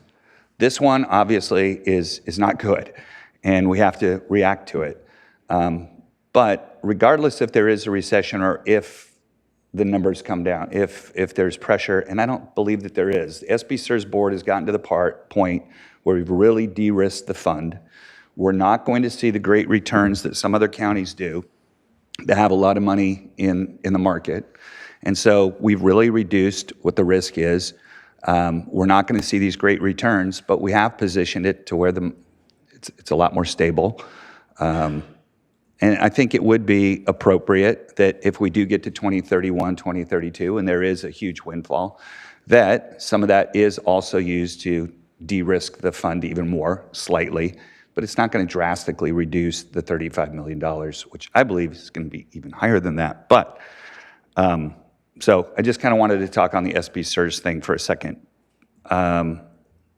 But I did have some other questions if it's my Supervisor turn, Hartman, you if we're finished okay. with your questions, or and then No, I'll... you can keep going. Yeah, no, I thank you very much for that. So I think, if we can get to 2031, 32, things look much better, but we do have this issue for the next 5 years. But I'm not saying it's a rosy assumption. I'm just saying it relies on certain assumptions. Let's be clear about what they are. All right, thank you, Supervisor Hartman. Supervisor Lavanino. Thank you. So I just want to look at, first off, I want to follow up on Supervisor Capps, that this is what staff's supposed to do. This is awesome. There's a problem out there. Let's provide the board with some options. We don't all agree on what options we're going to go, but that's what you guys are supposed to be doing. And so I really appreciate the fact that, I had even some constituents, why are you guys even talking about this? This is what we're supposed to be doing. We're supposed to be weighing all the options. And thank you for bringing this forward. Because I think it gives us a chance to really look at this from a bunch of different angles. I guess my question is, I want to make sure that I'm getting this math right for me. And that is, so if we look at just general fund only, so over the 5-year forecast, I think it's a $26 million cumulative hole. Supervisor Lavanino through the chair, that is correct. In the general fund only, I think our 5-year forecast by the 5th year had an annual ongoing $26 million. Okay. And so the general fund is a little over $400 million, correct, a year? The 407. discretionary, Yeah. the discretionary general fund revenue that we receive, yes. So over 5 years, that's $2 billion, correct? Yes, if you're talking about it in the annual Yeah. that you bring in, yes. But then I would say that ongoing number we're talking about, 26 million, or it starts off 17 million in year 2, you'd want to add those up each year as well to get you probably close to 100 million. Okay, so you get to 100 million. So really what we're talking about, if we take general fund and non-general fund separate, is we're talking about maybe a $100 million hole inside of a $2 billion universe. That's probably accurate to state it that way, yes. So the reality is, a $26 million hole over 5 years for the size of our county for general fund is very manageable. It's doable. There's ways to figure that out. Now, I know we have this 800-pound gorilla behind us, which is the big, beautiful bill and what that did to us. But I want to talk about just the general fund for a moment, because quite honestly, this board's taking heat for, oh, you guys are in a financial crisis. Well, we're not in a financial crisis. This county, with what we control, we're not in a financial crisis. It's a $26 million hole over 5 years. That's doable.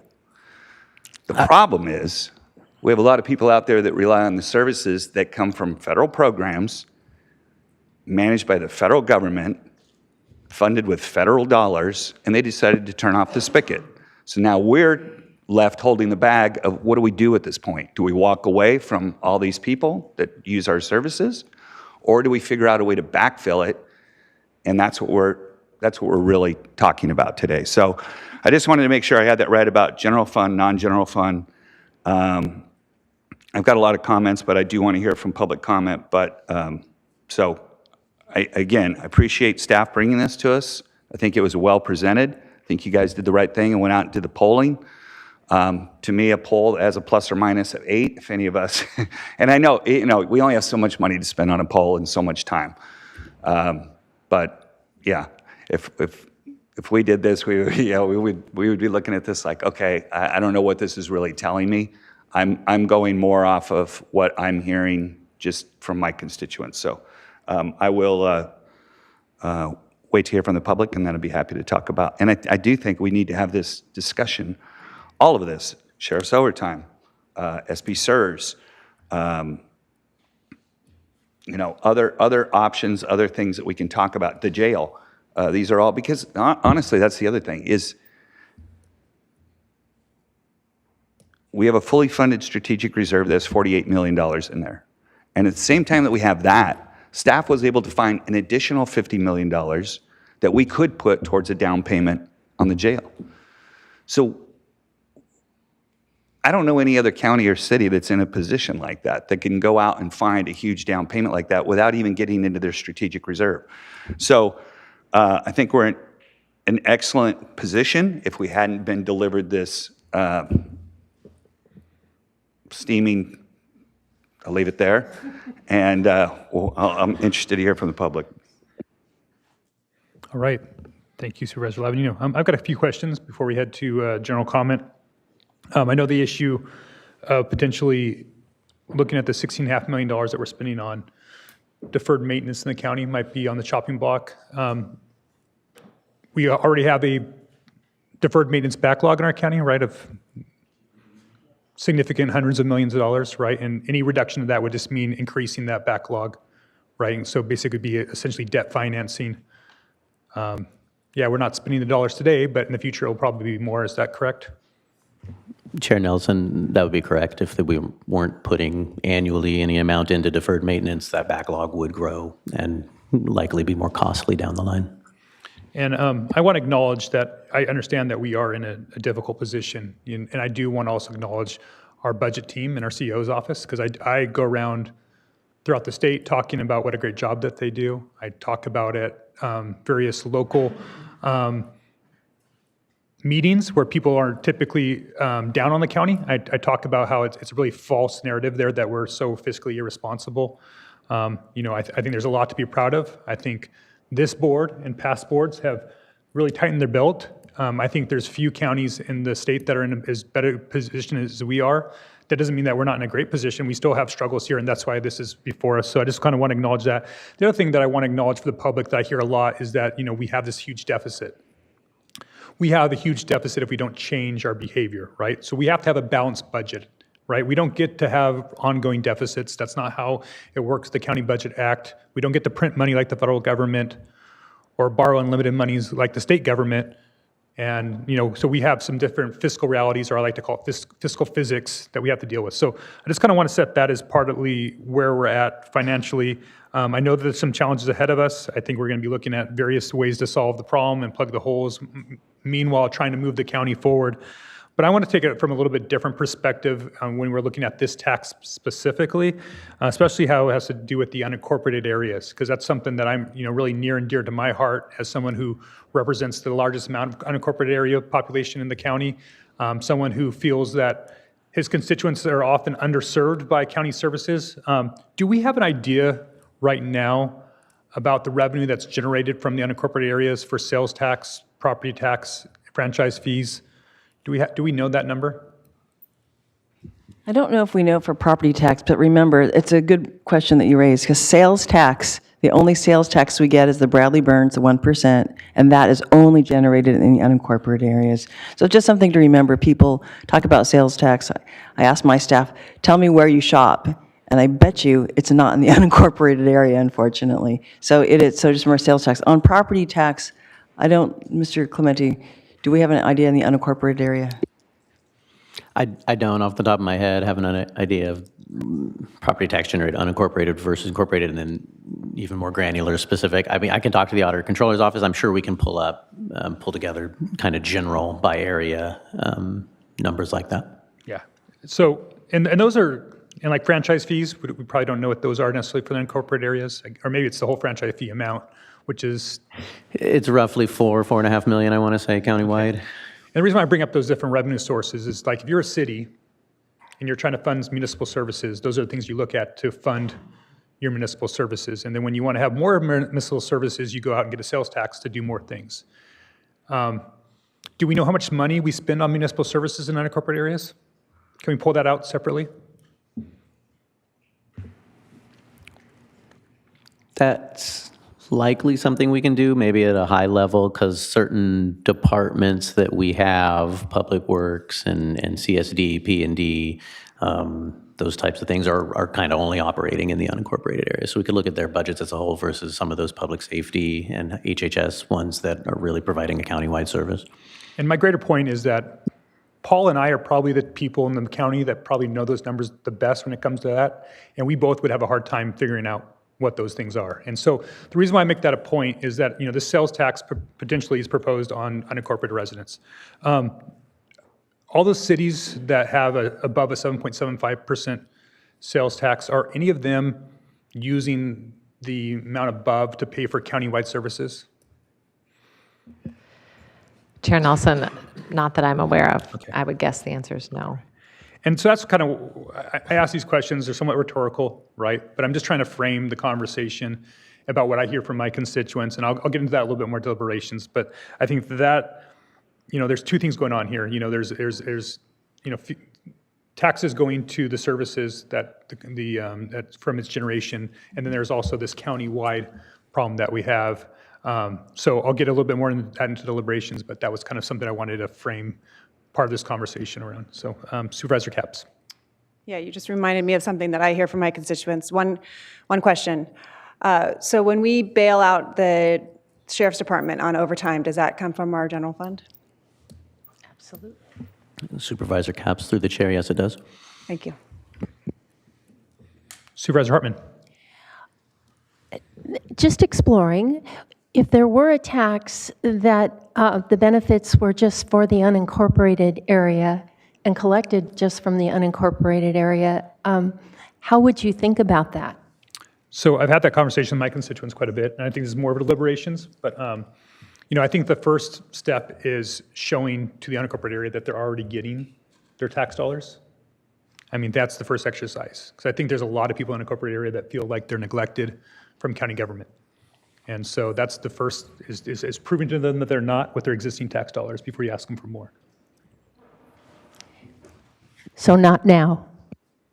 I think it'd be difficult. Supervisor Lavanino. Thank you. Paul, I want to go back to, and I don't know if you have this because it's not really part of this discussion, but I feel like it's going to have to be, and something we'll probably talk about during workshops and everything, but I think all of this ties in together, and that is on the jail funding. So I think we're anticipating, last I heard, that the jail was going to be somewhere at 1.5, it was going to be like 160, maybe, something like that? I believe 165 million was the number. Okay. So I know the way we say it is, so if we put 50 million down, so we're financing, 115 or whatever. So then we always talk about how much that we would save 3.7 annually. Is that all interest, or are we counting? Because what I'm trying to look at is, what I'd really like to see is a chart that says, okay, if we put 50 million down, here's what the payment's going to be. If we put 40 million down, here's what the payment will be. 30, because, the way I'm seeing this, I think I think staff's doing the right thing. You want to present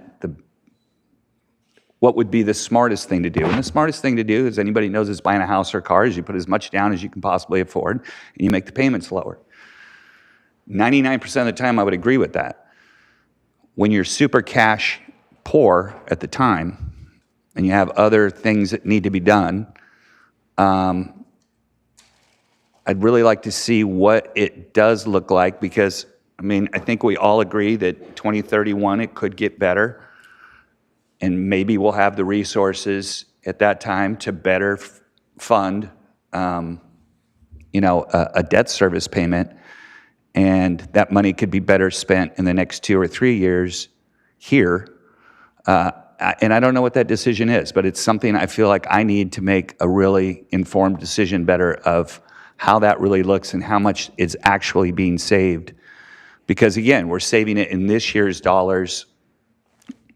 Down the road dollars, we're talking about $3 million, but in 8 years from now, is that really going to make that much of a difference? So I guess that's something I just need a chart on or something. Supervisors, we can provide that chart, and actually, if Mr. Clementi, I know he's prepared that, if he could even figure out how to get it on a slide and put it to the board, we could show it today. Okay. He's worked on it, and so maybe someone can help from our office assist in doing that. Thanks. And I think that's a good question, and that's one that we've talked about was, for whatever cash you have, given that we have this issue now, how can you distribute that cash in a way, since we know we'll have more money? And I think what Mr. Clementi's chart, could you put your chart up on how that would work?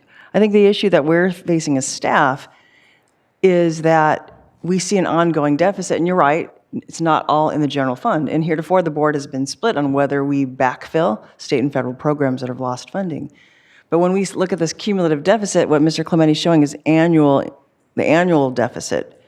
So even if we do use the $50 million, and let's say we just use it over 2 years, we're still saying we're still going to be, because it's using one-time money for an ongoing problem, our concern is that that ongoing concern doesn't go away.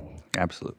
And so great, we could maybe solve it in the first year, and then in the second year, maybe half of it, but in the third, fourth, fifth, it just grows because you haven't solved it.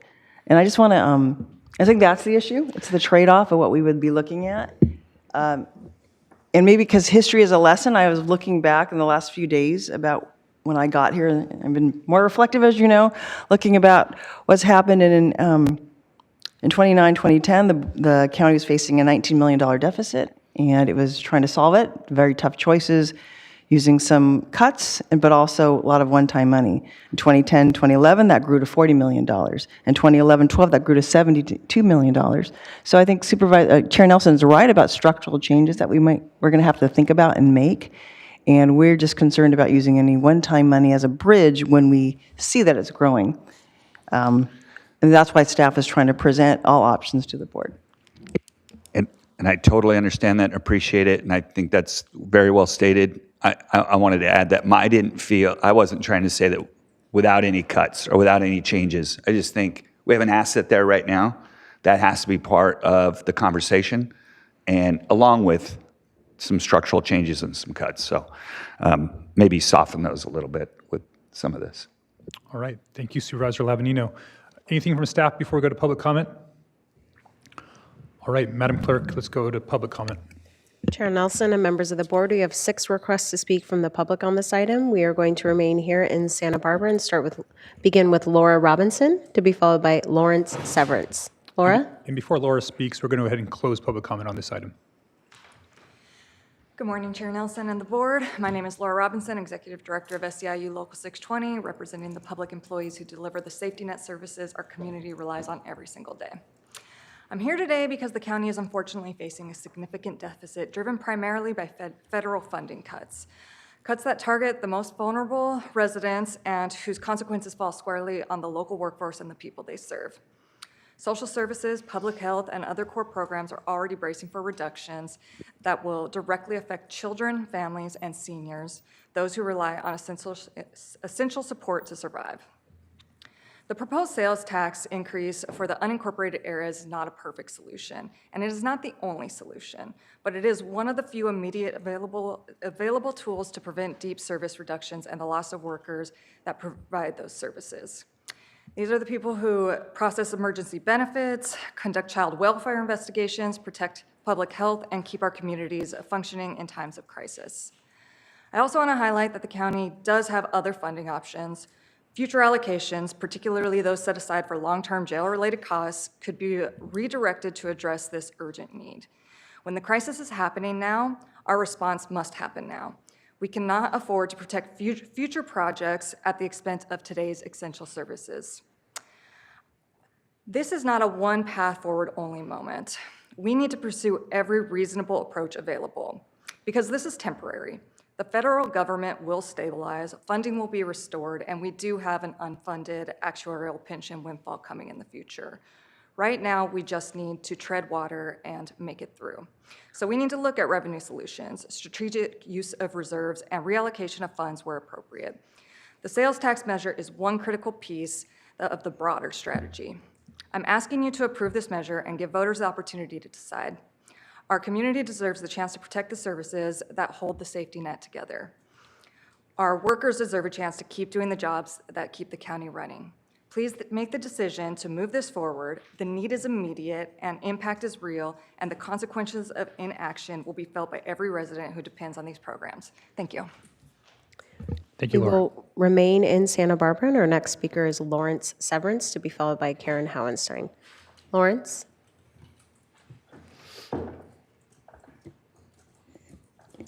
Good morning, Chair Nelson and supervisors.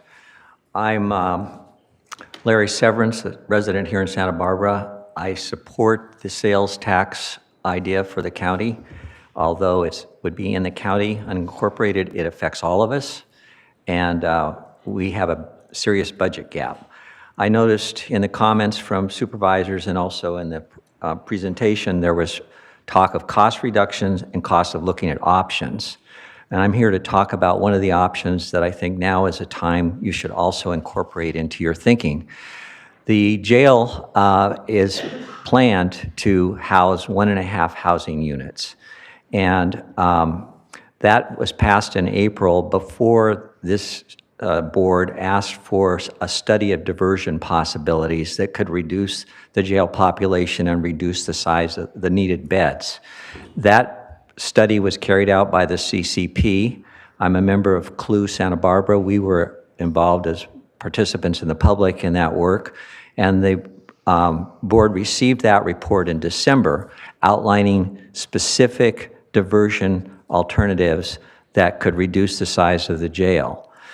The timing of the budget crisis caused by the federal government suggests that you could defer 1/2 of that housing unit for at least 5 years, and the savings on that deferred building could be applied to meet the budget gap that the sales tax itself will not meet. The question then is, do we need that half unit in the long term? Well, if you look at the alternatives the diversion alternatives that have been offered, and you project how those could have an impact, it may be that we don't need that extra half housing unit. The projections that the population expert made were over 10 years, there would be 60 additional beds needed.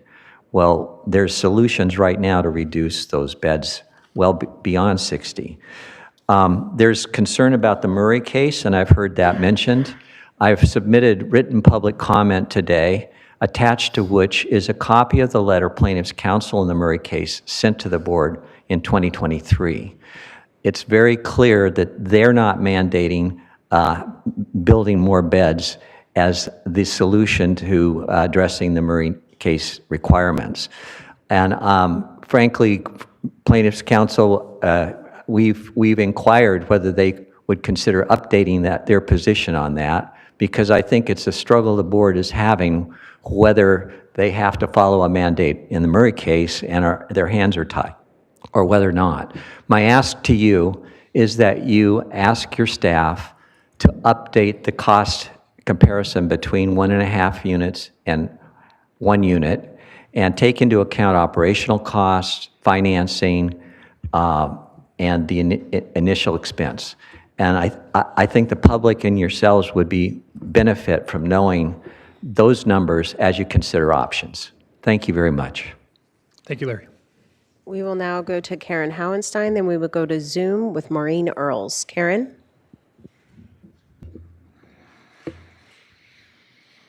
Good morning again, Chair Nelson and the board. Deficits in this county are reduced when the county stays in its lane. You're talking about using this increase in sales tax for housing. The county should not even be considering owning and building housing for its residents. This county should be allowing the different systems that are in place to build housing that can be owned by citizens and residents inside the county. The fact that the county, under your stewardship, Joan, in our area, has disallowed for owned structures to be built in the Lompoc Valley to such an extent, and then is now asking for a sales tax that they eventually want to use to fund housing. That's socialism. And we the people don't want that. We want to own our own homes. We want to be able to identify with owning and living in our own homes, not have to subscribe to socialistic networks and have the county own us. Okay? So the county should be staying in its lane and not focusing on trying to compete in the housing market at all. How about that? It's going to bring down our deficit. But the other issue of whether or not we're going to be able to live without expanding our jail, you got to look at your state government leaders, because they saddled you with a big ask, and that's SB 43 and Proposition 1. When the trigger gets pulled on that, it's going to be statewide. And the people who are being conserved are not going to go voluntarily. They're going to have to be wrapped up and incarcerated. And that is the reason why you have to expand your jail, or you're not going to be able to handle the impact of SB 43 and Proposition 1. So talk about that in reality. You're not going to be able to live without it, without expanding the jail. Thanks, Governor Newsom.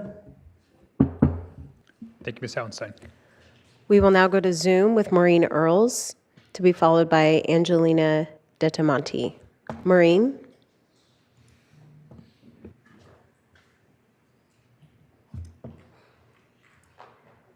Can you hear me? Yes, we can, Maureen. Please proceed. Thank you. Good morning, Supervisors. I'm Maureen Earls. The Santa Barbara County is facing a significant budget crisis, and the board is discussing potential revenue measures, including a sales tax, to protect essential services.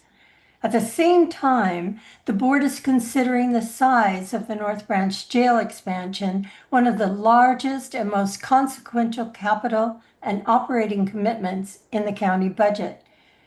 In December, the board accepted a jail population reduction report, identifying that actions can safely reduce the jail population, including early legal representation and ensuring that people who have already been court-ordered into community treatment or residential programs are not left waiting in jail due to system delays.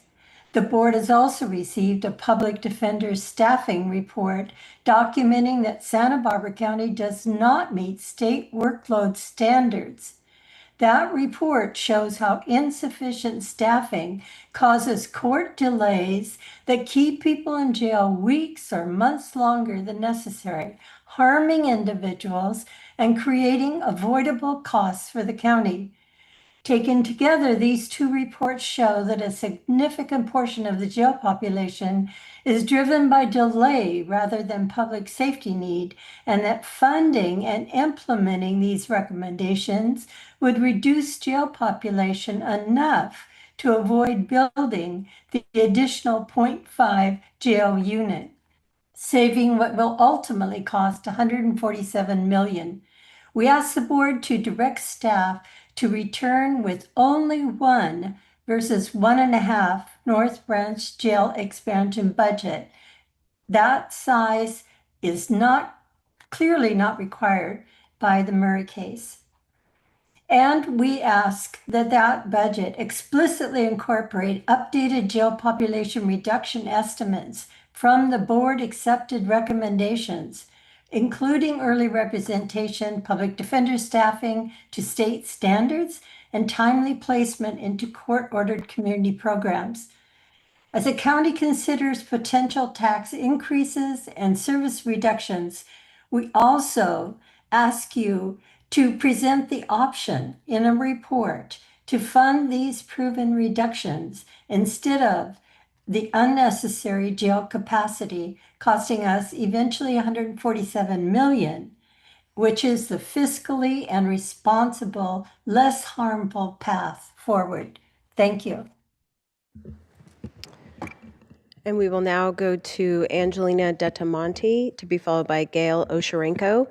And for our speaker, Angelina, we did get a request for an extended time due to an ADA requirement, and the chair has allotted 4 minutes. So Angelina, you will have 4 minutes to speak. Good morning, Board. Can everyone hear me? Yes, we can. Please proceed. Thank you. Good morning, Chair and members of the Santa Barbara County Board of Supervisors. I am making public comment today to share my clear and firm opposition to any proposal to raise taxes or to place a ballot measure imposing a 1% transaction and use tax in the unincorporated areas of Santa Barbara County. This proposal is not only ill-conceived, it's fundamentally regressive. A sales tax increase disproportionately harms those who can least afford it. Working families, seniors on fixed income, and small businesses are already struggling under the weight of rising prices in one of the most expensive counties in California. For a board that often speaks out about an affordability crisis, endorsing another consumer tax directly contradicts that message and worsens the very crisis you claim to address. To make matters even worse, the state of California is moving towards implementing a mileage tax, another regressive form of taxation that will unfairly penalize commuters, rural residents, and working families who must rely on their cars to get to work, school, or essential services. Between the record fuel taxes, vehicle registration fees, sales tax, and now a proposed mileage tax, residents are being squeezed from every direction. Adding a local 1% sales tax on top of these burdens is economically reckless and morally indefensible. Real leadership means confronting the root of the problem. The county's unfunded liabilities and unsustainable spending, not passing those costs on to taxpayers through endless layered tax schemes. California residents, and Santa Barbara County residents in particular, are among the most heavily taxed in the nation. Asking them to bear more tax in order to fix structural budget issues is a failure of fiscal leadership. Before demanding more revenue from the people, the county must earn their trust through fiscal responsibility. Conduct an independent audit of all departments to identify inefficiencies, duplication, and waste. Undertake a line-by-line review of the budget to eliminate unnecessary expenditures. Explore public and private partnerships to reduce pension liabilities and improve service efficiency. Tax increase should be the last resort, not the first reflex of government unwilling to reform itself. Raising taxes is not leadership, it's avoidance. I urge you to demonstrate real courage by voting no on any proposed 1% transaction and use tax increase, and no on placing such measure on the ballot. The hardworking taxpayers of this county deserve transparency, accountability, and sound management, not another punitive and regressive tax layered on top of the state's impending mileage tax. Thank you for your time and consideration. Thank you, Mrs. Dedamani. Ms. Dedamani. And we will now go to Gail Osherenko, who is our final speaker on this item. Gail?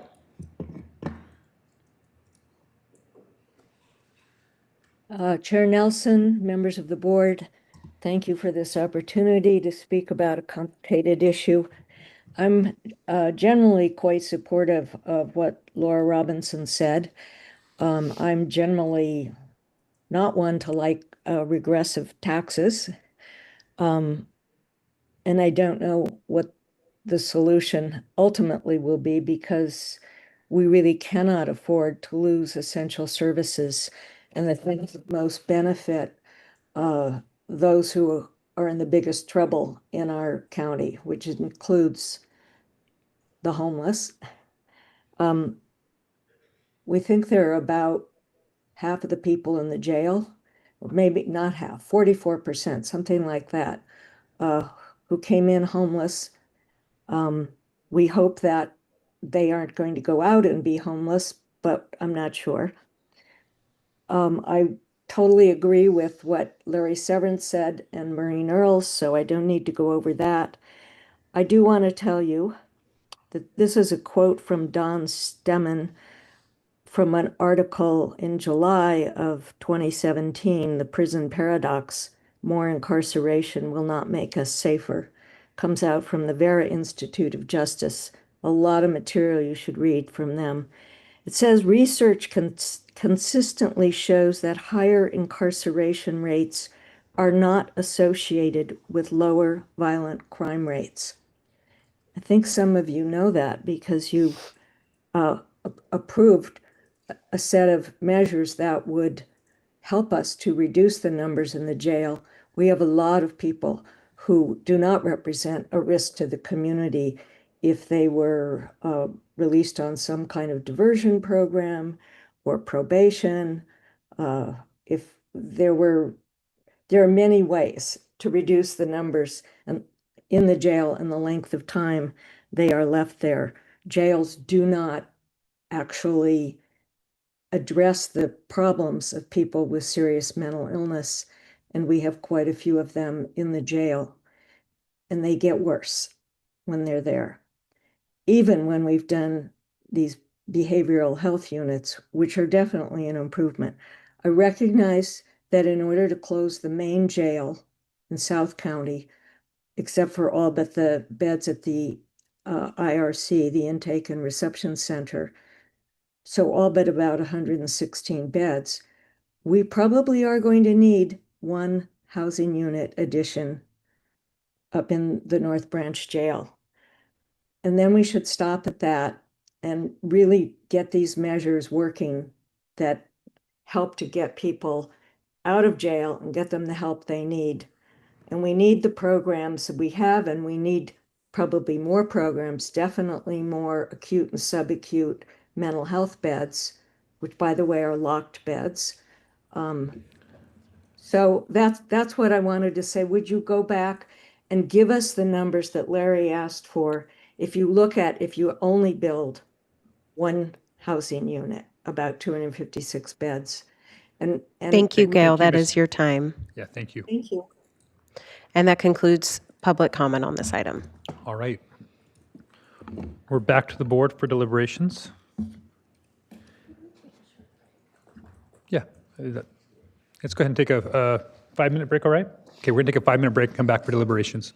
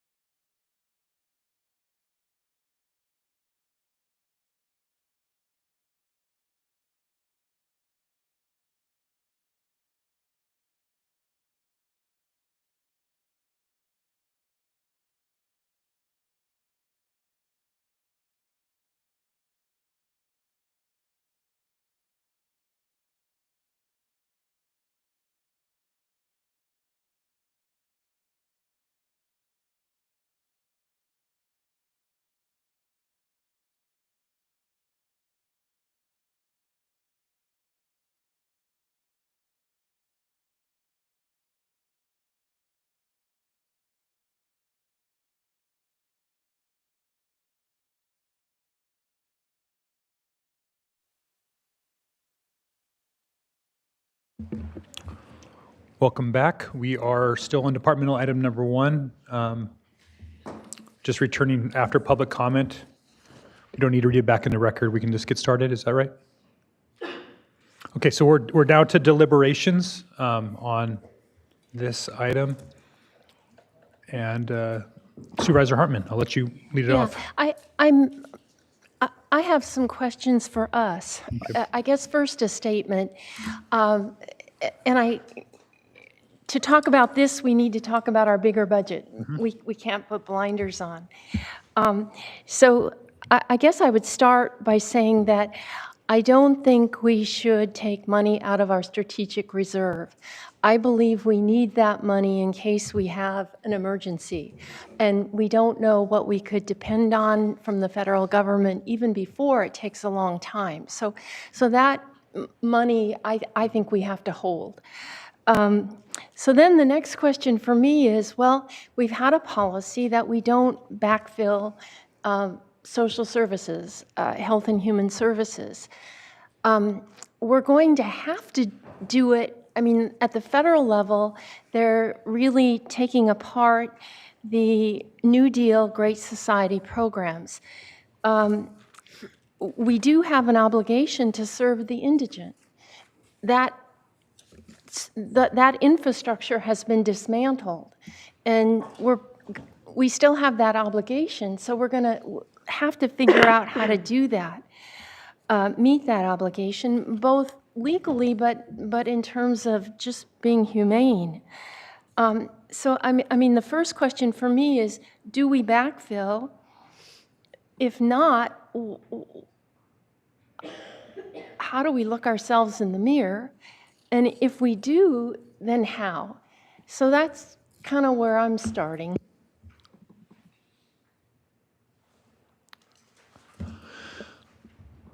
All right, that's a bigger discussion.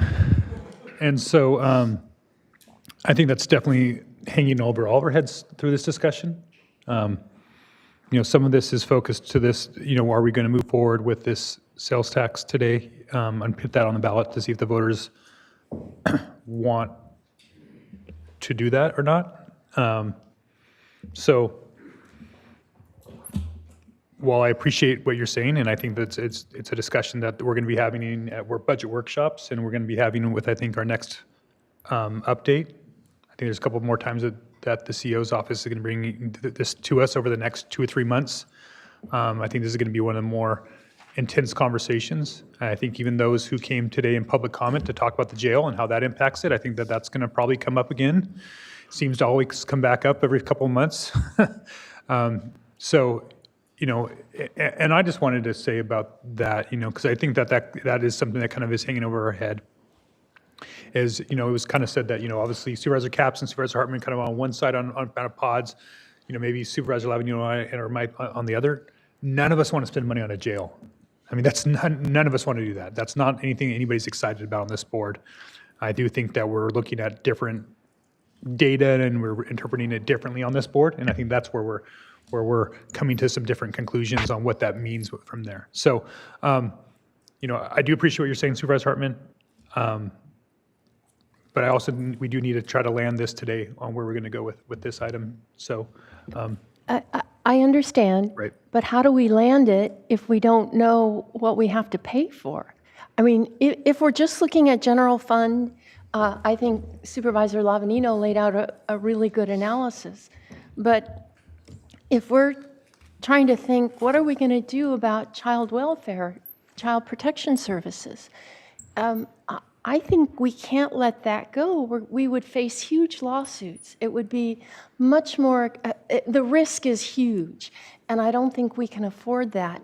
I don't want to borrow from our infrastructure money. We've worked so hard to bring that back, and in my district, the visitor serving industries depend on that. Absolutely. And so it generates revenue. So I just, what hard choices are we going to make? And that's really central to this discussion. Nobody likes taxes. We don't want to have to vote for that, but what are we going to do with what we have to support with this budget? CEO Miyasato. Supervisors, I'm Supervisor Hartman through the chair. You're right. Those are the difficult decisions ahead, and just because of timing of when we had to bring this. But Mr. Clementi and I talked to the break, and he wanted to clarify something about the general fund deficit, because you're right. Over 5 years, $23 million, we could handle it. But we're seeing that hit not next year, but the following year. So we need to have a solution earlier. And you could make cuts in your general fund departments of $23 million, $26 million. You can always make cuts anywhere. And those are going to be painful trade-offs for all of you.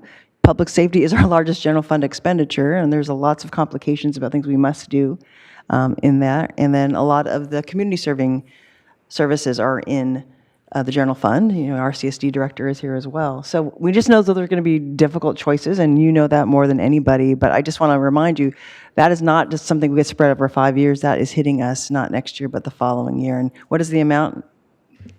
CEO Miyasato, I believe it's about $17.5 million of that $26 million general fund deficit. 17 million of it was projected for year 2. So it's just to say these decisions are going to be coming up, not just for, as Supervisor Hartman talked about, the board's desire or policy about what we backfill, but also your immediate community services. Understood. Supervisor Lee. So I agree with Joan's points, and they were great. So the way I think about sales tax is, why should we spend our reserves while we could possibly build upon it in case of disaster happens in Orchid, Santa Maria, Guadalupe, that we need more funding to help those individuals that's in need. So just think about this, right? We have more money in place, something happens. Because right now, I see that you're optimistic, and I'm happy to see that, but even I can't see that. And I'm probably the most. You're an optimistic guy. I am. Very. So I want to see your point of view, but I can't. Okay. So we have to give. Well, I'll give you people the pessimistic part here in a minute. Good. Supervisor Capps and then Supervisor Lavanino. Yeah, I mean, I just will throw into the equation here. It's not necessarily just about what we want. This has to pass the voters, and these numbers aren't strong. I think it's a legitimate case that's been put forward, absolutely. If you look at the comparisons, we're significantly lower, the county taxes at 7.75. So there's a very legitimate case to be made to increase. The need is there. And I'm just going to go back to my initial questions of where I hear out in the community, I'm just continually hearing about this overtime pay. And to use a metaphor that our CEO uses of being the lighthouse, we have a leaky boat and we are facing strong storms. But I don't know, the question gets asked of me, and I'm looking at more senior members of this board, how do we fix a department that is taking from the rest of the departments? I mean, I don't have the answer to that, and I get asked that often. How do we keep funding a department, the sheriff's department, that is taking from the rest of the work that we want to do? It's not the entirety of the challenges that we face here, but it is a sizable reason why we're facing such headwinds. And so I think if we're looking at a sales tax, I think a significant obstacle for that to pass would be the headlines that people continue to see about $21 million of overtime pay, about a huge Northern Branch jail expansion, about these continual problems with our sheriff's department that we would have to then defend. And I don't know how to defend that. And again, structurally, I don't know how we fix that. It's a sincere question. I can't. Answer it all to me right now. I can't, but I totally agree with you that that's an issue. And when you go out and you put something on the ballot, we don't get to, right. We're not going to run a campaign supporting this. Right. And I can tell you that's going to be one of the top 5 things that I think is standing in the way of this, is that headlines are headlines. And I have a saying, when you're explaining, you're losing. I go to people, and I'll tell you what I'm hearing and I know you, and I talked to Supervisor Capps about this, and she's like, well, I'm not getting that in my district, but I'll tell you what I'm hearing right off the bat is, you guys just gave yourself a pay raise. Now, trying to explain to people that, hey, this $200 million difference doesn't equate to what we got, believe me, it's something you got to sit there and try to talk about. And when you're talking about, I mean, I had more than a handful of people brought that up just as their first thing. Well, wait a minute, you just got a pay raise and now you're asking me for more money. And I'm like, okay, well, it's a lot less, try to explain, but I get it. You get the sheriff overtime stories, in the paper. Unfortunately, we just had the point where, we had an arrest, of a sheriff deputy. We don't like, it's not something we want to highlight, but believe me, anybody running against this thing is going to highlight that. You're in a June election, during a gubernatorial, most conservative time, in the most conservative areas in this county, Orchid, San Ynez, Montecito. Even if I thought this was the right thing to do, I think it's dead on arrival. And honestly, I don't, it isn't, it's the easiest way to do it, to say, well, let's just increase the sales tax and we'll get $16 million. And I understand, it's a $50,000 risk to try to get this. But I know it's going to be extremely difficult to figure this out. And for the first time, workshop is going to be emphasis on work more than workshop. Because we're going to have to do a lot of work. This is going to take, these are going to be long meetings where we lay all this on the table, because it is the jail. Now I'm sitting here going, hey, how do we finance this? How do we get more creative? This debt service chart, I think, was very helpful. I got a couple questions about it. I'll talk to Paul after. We don't have to talk about it right now. But there are some other things out there. Spoke with Salud's office this morning. We talked about midterm year elections. How's that going to affect next year's round of funding if, as I believe, there might be a significant blue wave come in November? Will that change what our government federal programs look like next year? So we're going to have to totally get creative, and I know that there are folks, and I kind of thought this myself, of, well, the easy cop-out for me is, well, let's just let the people decide. Just toss it out there to the people. The reality is, though, we don't do that on everything. And so it's hard for me to say, okay, I want to let the people decide, but I didn't let the people decide on, whether we were going to eliminate oil and gas. So we're not putting everything on the ballot. We just put this one on the ballot. And so that's difficult for me. I think we are a really creative bunch with an awesome staff. We've got this $50 million that we got to figure out what's the best way to spend it. I agree with Supervisor Hartman that I don't want to touch the strategic reserve, because I've seen how hard it is to get money out of the federal government when I thought we had a really more efficient federal government at the time. And in today's world, I'm not sure what a disaster would look like in this area. So I can't vote for this now, but I am confident that with all of us putting our heads together, wanting to do the right thing, preserving the safety net as much as we possibly can, especially for kids, and funding our most critical services, while at the same time, as our CEO said, we're basically going to have to make some cuts. There are some things that are going to have to structurally change. I don't know what those are, but there's a laundry list of things, again, that we do at this county that aren't mandated, that we need to really take a hard look at, that, before I go to the people and tell them that we need more tax dollars, I need to make sure that every department is maxed out on efficiencies, and we'll see that through the workshops. So I'm open to a lot of things. I just don't think this is the right time for this one.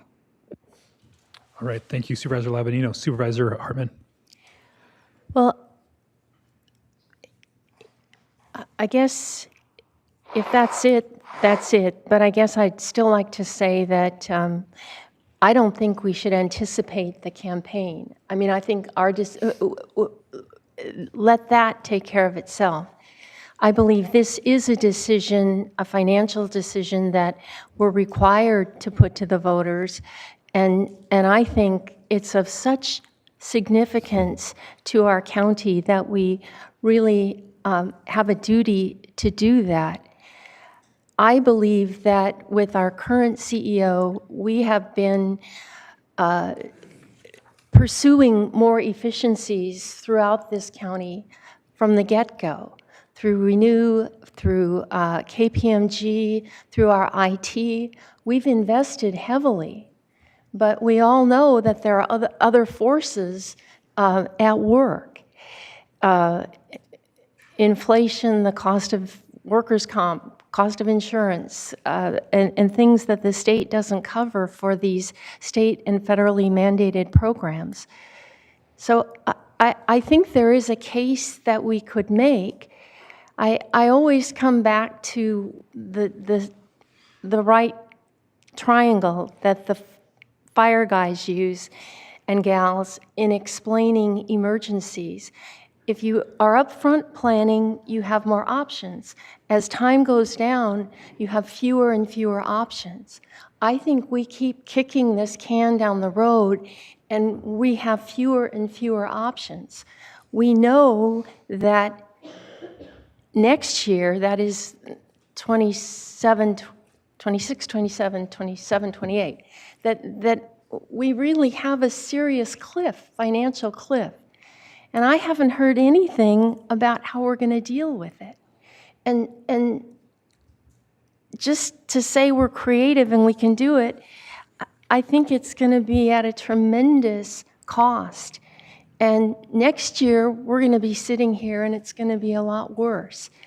And I know our CEO has worked mightily to create one county, one future. But when you have few resources and we're not up here protecting the departments, I mean, we've really worked to create a lot of collaboration, a lot of IT, HR, a lot of working cross departments on public safety. But once resources get tight, if we can't protect that, then I think people hunker down in the bunker and it gets more sideload. And I think trust is lost. And so I worry that a lot of the work that we've built on prudence and culture, we risk losing that. And I just want everyone to be mindful of those things that go along with the financial risk.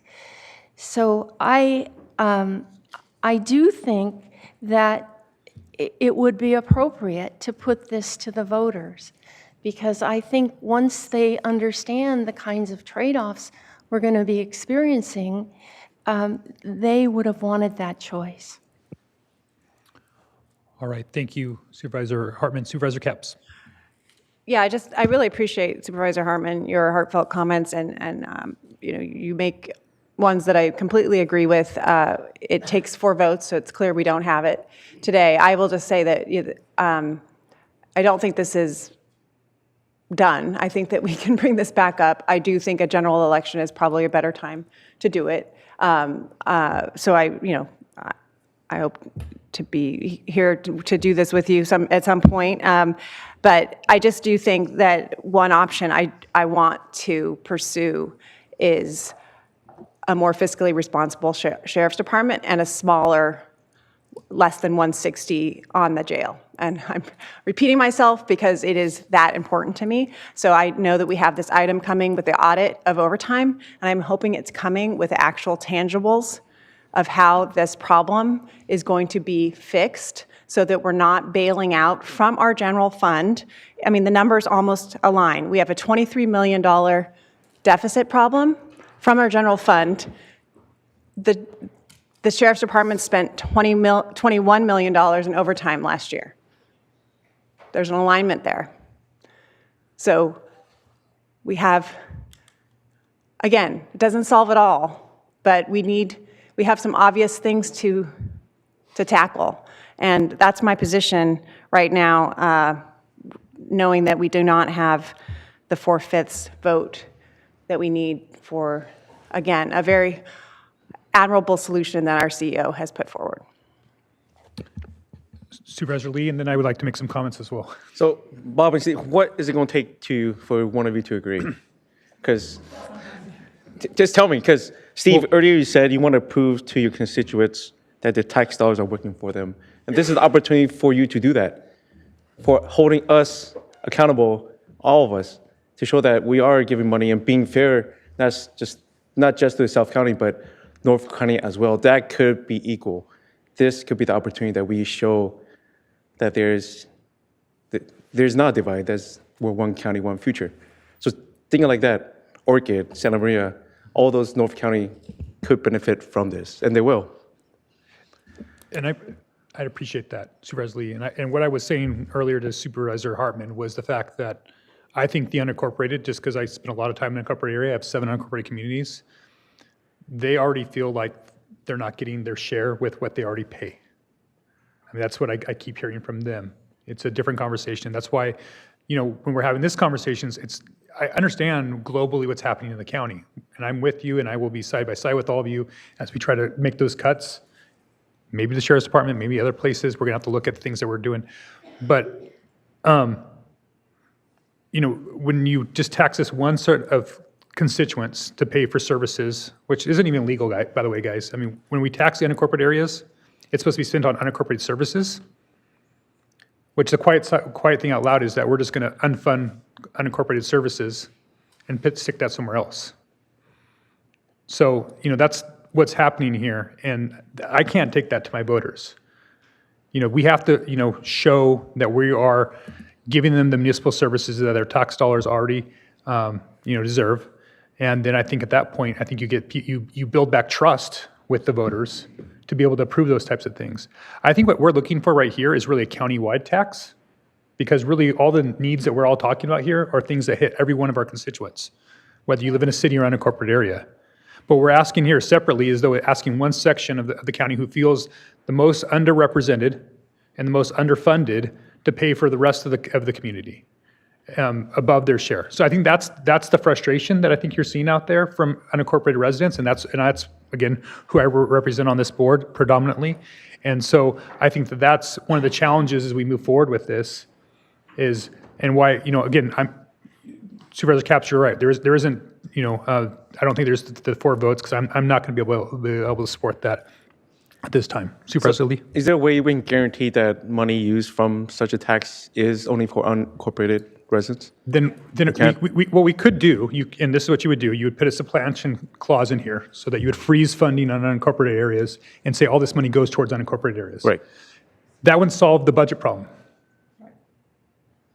But you could build that trust that you're looking for. Yeah, you could. That could be but that wouldn't do any, that would be a different conversation.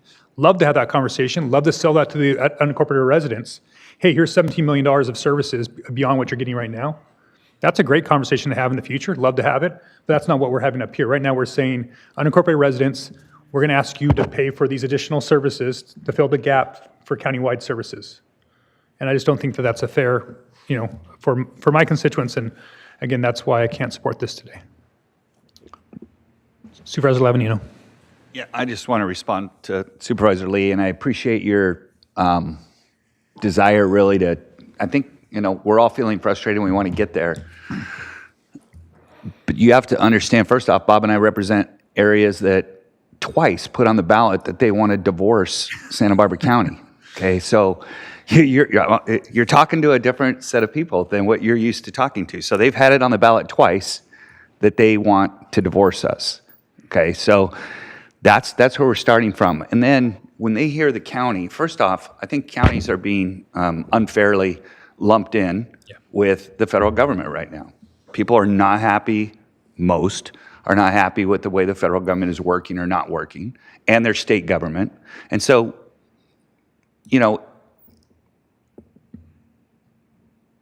if we could go to everybody's door and have a 25-minute conversation with them, Yeah, I could convince people if I sat down with them and go through this. The problem is you don't have that opportunity. And so, it goes back to the frustration in the 5th District and the 4th District of long-time items that we don't need to go through all of them, but they just have a mistrust of the county.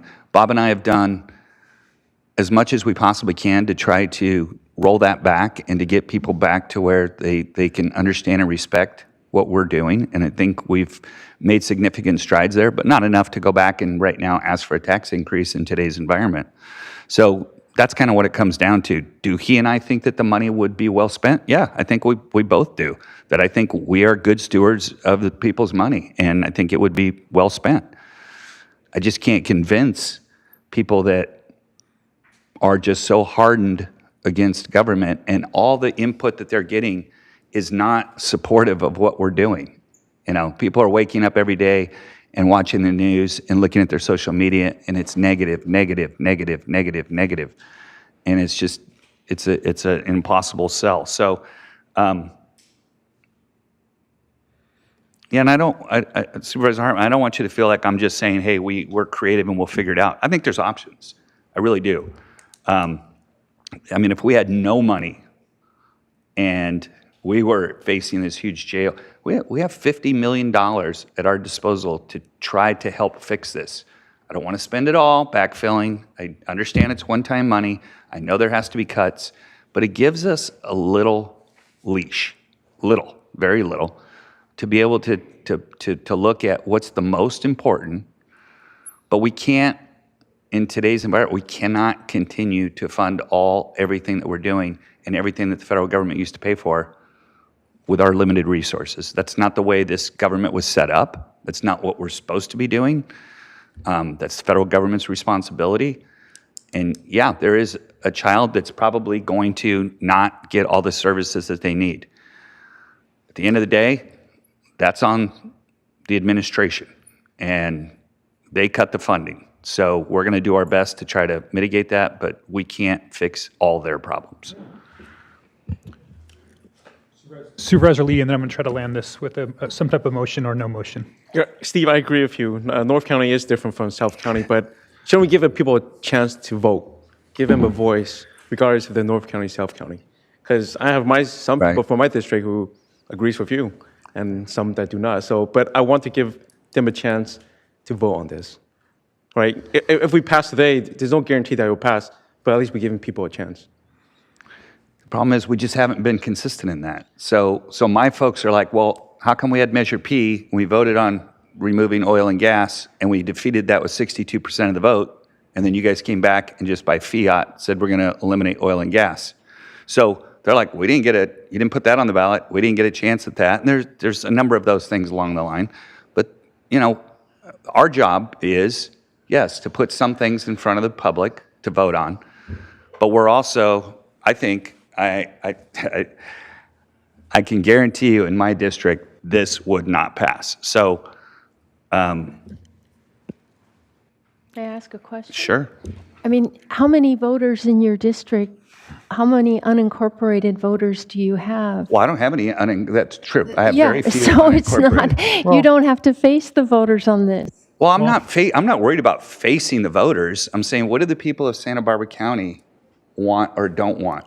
Do you really believe that if you go into San Ynez, that this ballot, that adding a sales tax is going to, the people of San Ynez are going to support this? Nobody wants to increase the tax, but you can't consider that in isolation. You have to look at what are the trade-offs? What are we going to give up? And I'm worried about that one child, because they're not going to blame the federal government. I am not. It's the county who's going to get sued. Please don't act like I don't care about that one child. I'm not saying as saying, much as you do, but I can't fix everything the federal government dropped on our doorstep. Right. I guess what I'm saying is that given what we're seeing at the federal level, the county's going to have to step up in new ways. We just have to.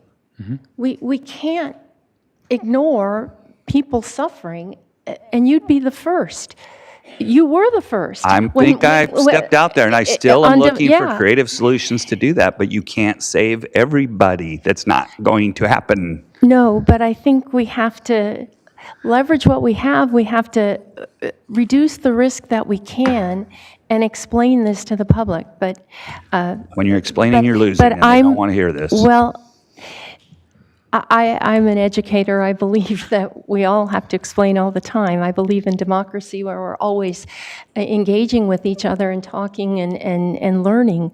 But I want to make it really, really clear. You have the biggest heart and you care deeply about social services, and they're very, very important in your district. And I will do everything I can to keep those services running. I think, by the way, I think my district gets 52% of all the social services delivered in this county with only 20% of the population. So I know exactly these are the folks that I represent that are going to be cut. And that's why it's so difficult for me. So I still think there are options available, and I'm going to be the first one to help work on those. But I don't think this is doable. Okay. I would call for the question. Well, there's no. So I'm going to walk us through this for here in a second here. With all due respect, and again, thank you, Supervisor Lee and Supervisor Cap. Do you want to make a quick? No. Okay. So we probably have 3 votes to move it to the next meeting, because you can actually move it to the next meeting with 3 votes. But it will take 4 votes to eventually get it on the ballot. So we're kind of caught in here in between. I would prefer, if we see the writing on the wall that there's not the 4 votes, that we go ahead and take no action today, because that means there's no vote on it. There's nobody voting for it or against it. Therefore, the staff doesn't have to go prepare this just to come back for it to die. And so for us to relitigate all this, I think our time will be better spent working on these solutions that we're talking about here. So it'd be my recommendation as the chair to take no action at this time. If I can get consensus and nod on nodding heads from my colleagues. Okay, and is staff okay with, and council okay with no action at this time? Supervisor, that's fine, obviously, but if there's any other direction, and you don't have to give it to today, but I would ask, if the board is considering a November action, we'd have to get everything done by June, which isn't that far away, June or July, June. So just give us time. If you are considering to have us do something in November, please give us time to get that together. You don't have to give us direction today, but I'm just something for you to remember. And I think that's helpful, because that will be a part of the discussion that we end up having in April and in May as we start to go through workshops. And at that point, if it makes sense and there could potentially 4 or 5 votes to move forward the sales tax, maybe countywide, that might be a discussion this board might be willing to have at that time. So with that, I'm going to go ahead and close that item. And I'm going to ask Madam Clerk if you could go ahead and read, actually, where we have a time check here. Okay, let's go ahead and hear item D2. So Madam Clerk, will you read departmental item 2 into the record?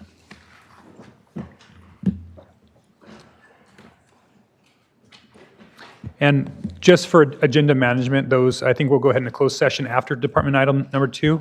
So those of you that are here for department item number 3, which is the general package ordinance with planning development, plan on being here after closed session. We're expecting about a 40-minute closed session for time management purposes. So please, Madam Clerk.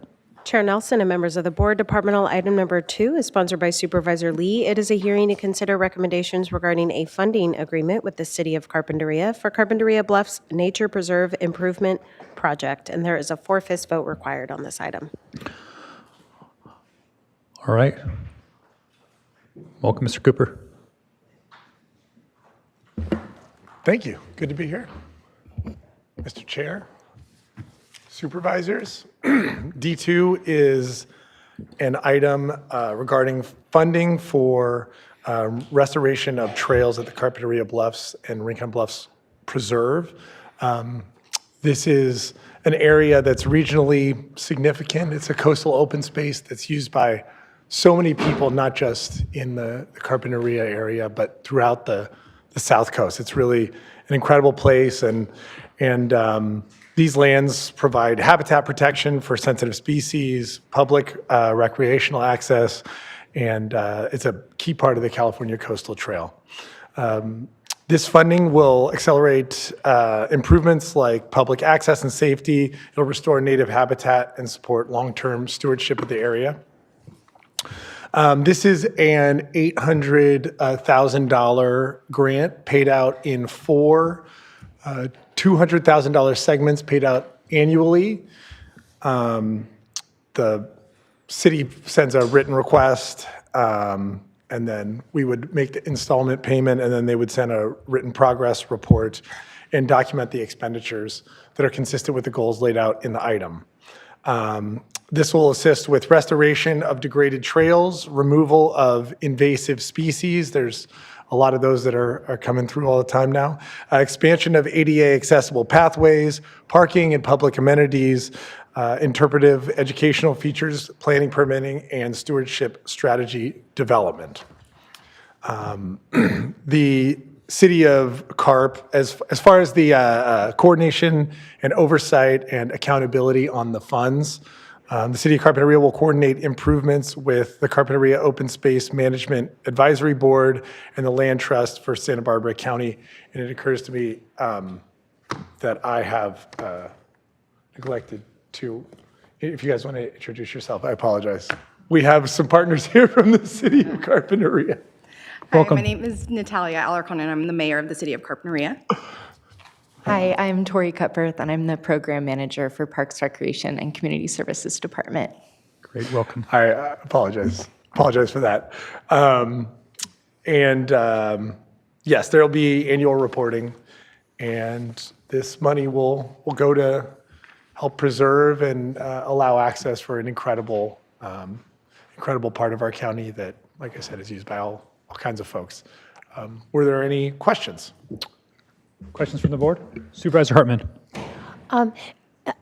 As I remember back, initially this money was to go for acquisition, but I gather that it doesn't go very far, and the property isn't for sale, and so it's not really available for that purpose. Is that correct? Supervisor Hartman, through the chair.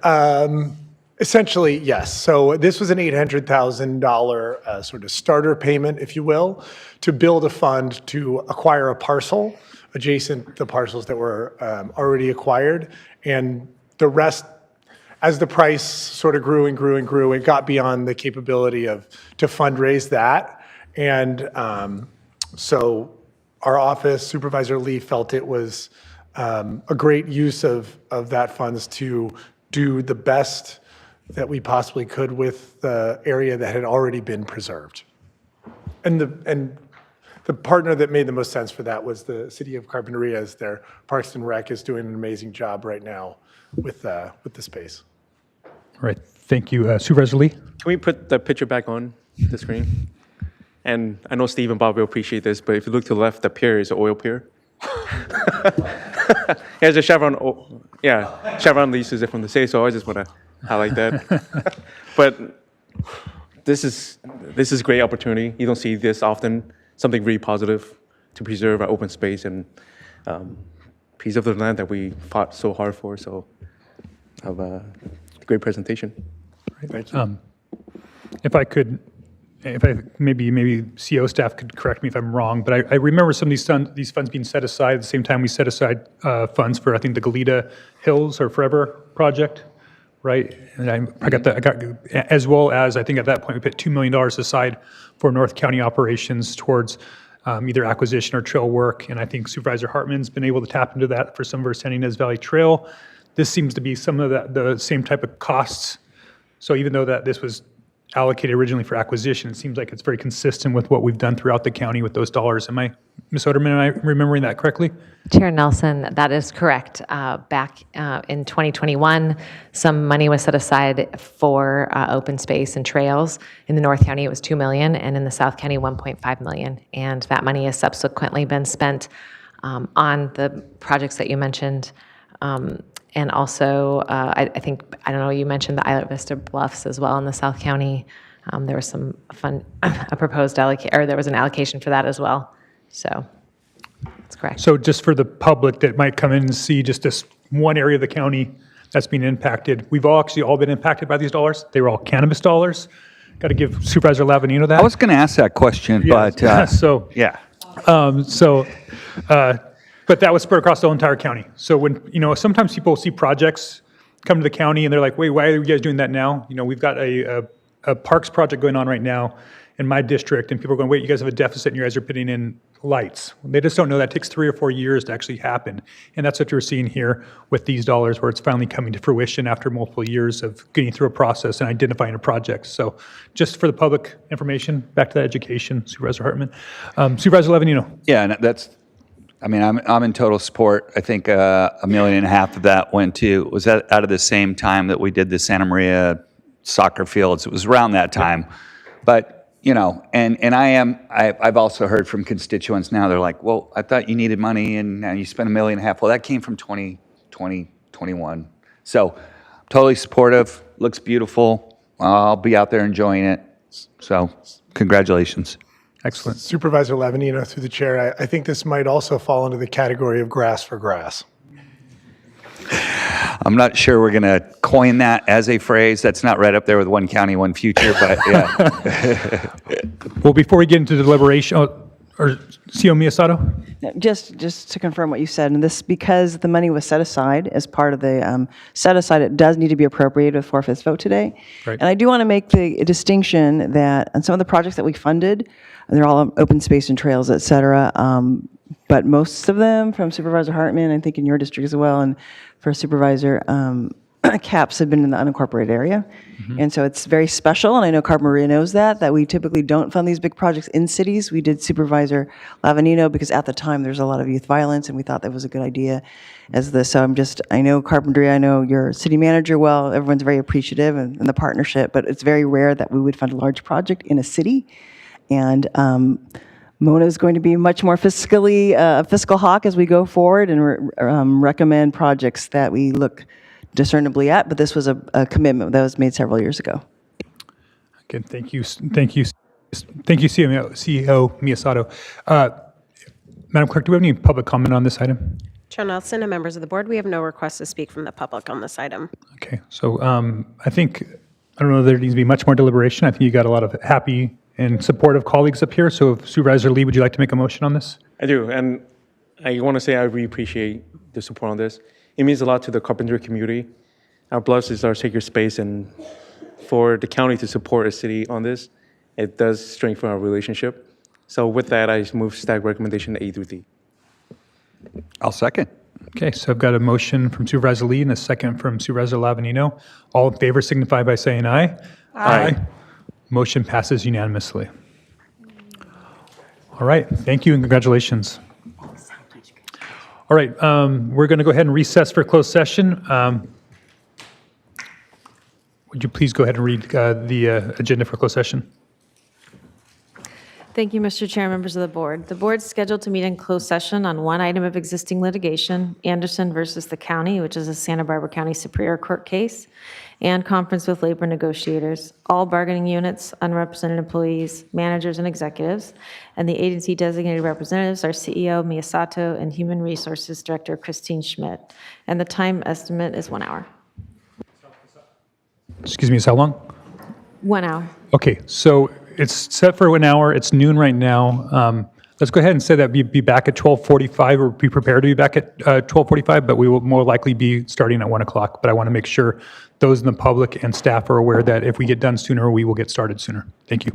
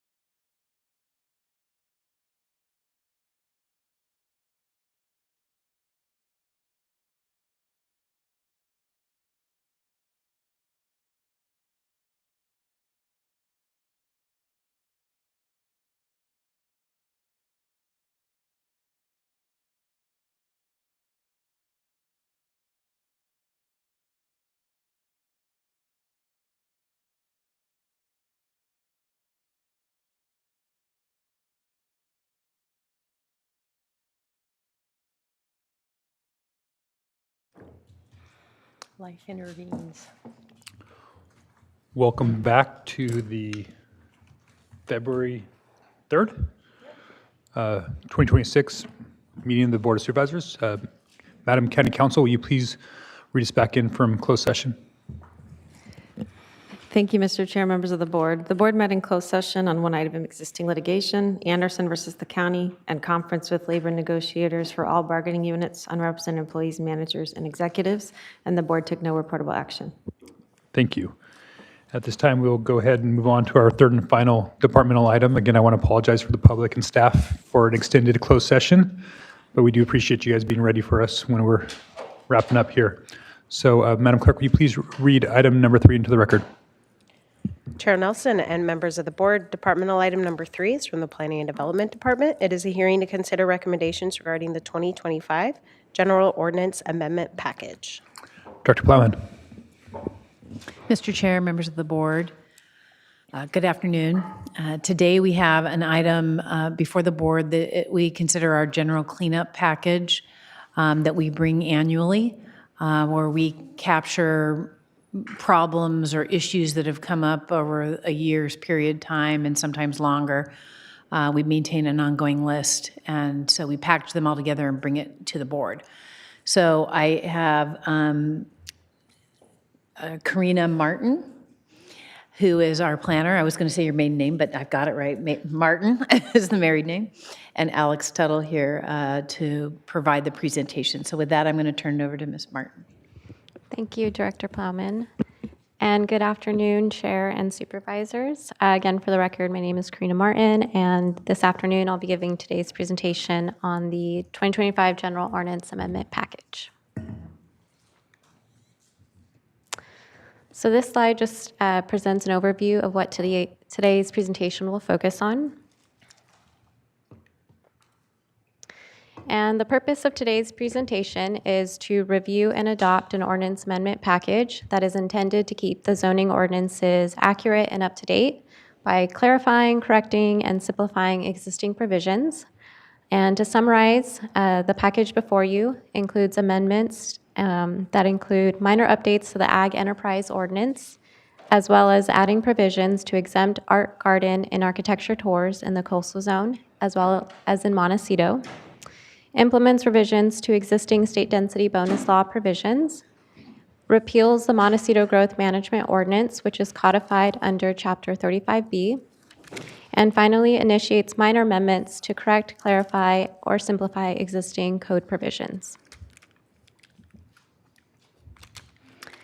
So starting with the Ag Enterprise Ordinance, the LUDC includes minor revisions to help clarify that the Ag Enterprise use structures that are currently allowed with a zoning clearance or a land use permit do not count towards development plan thresholds.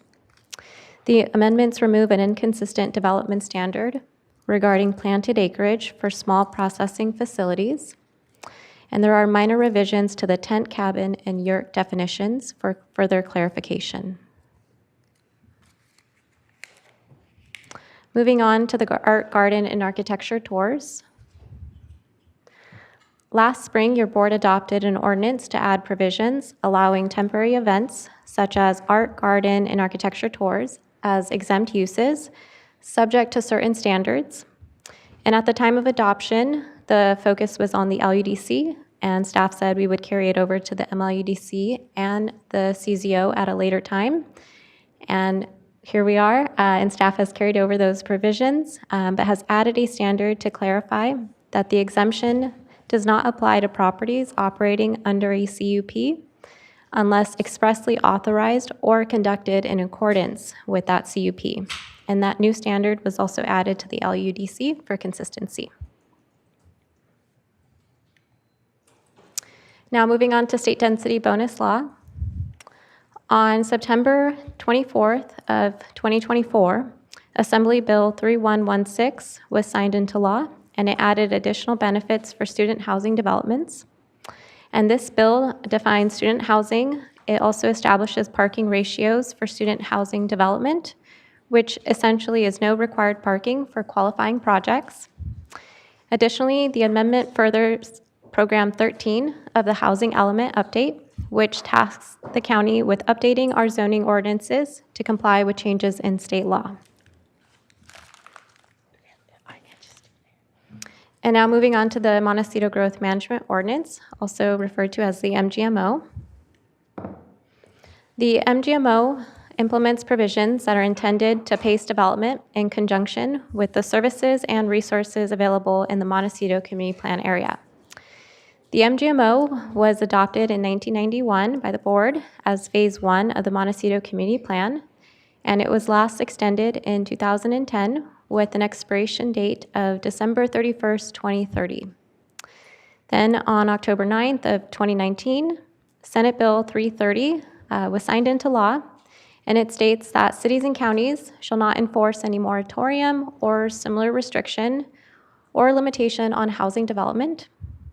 And the MGMO currently is a restriction and limitation on housing development, so it does not comply with state law. Therefore, staff is proposing to formally repeal the MGMO to remove it from the county code in accordance with state law, as well as to implement Program 16 of the Housing Element Update, which requires the county to amend its zoning ordinances to clarify that the MGMO has been suspended to comply with Senate Bill 330. And finally, the amendment package includes minor amendments to the LUDC, MLUDC, and CZO, and they're listed on pages 3 through 6 of the February 3rd board letter. The amendments are similar in nature, and I will briefly cover them in the next few slides. So starting with the LUDC and MLUDC, the amendments include simplifying front yard setback requirements to end up with a single standard regardless of the lot being greater than or less than 100 feet in width.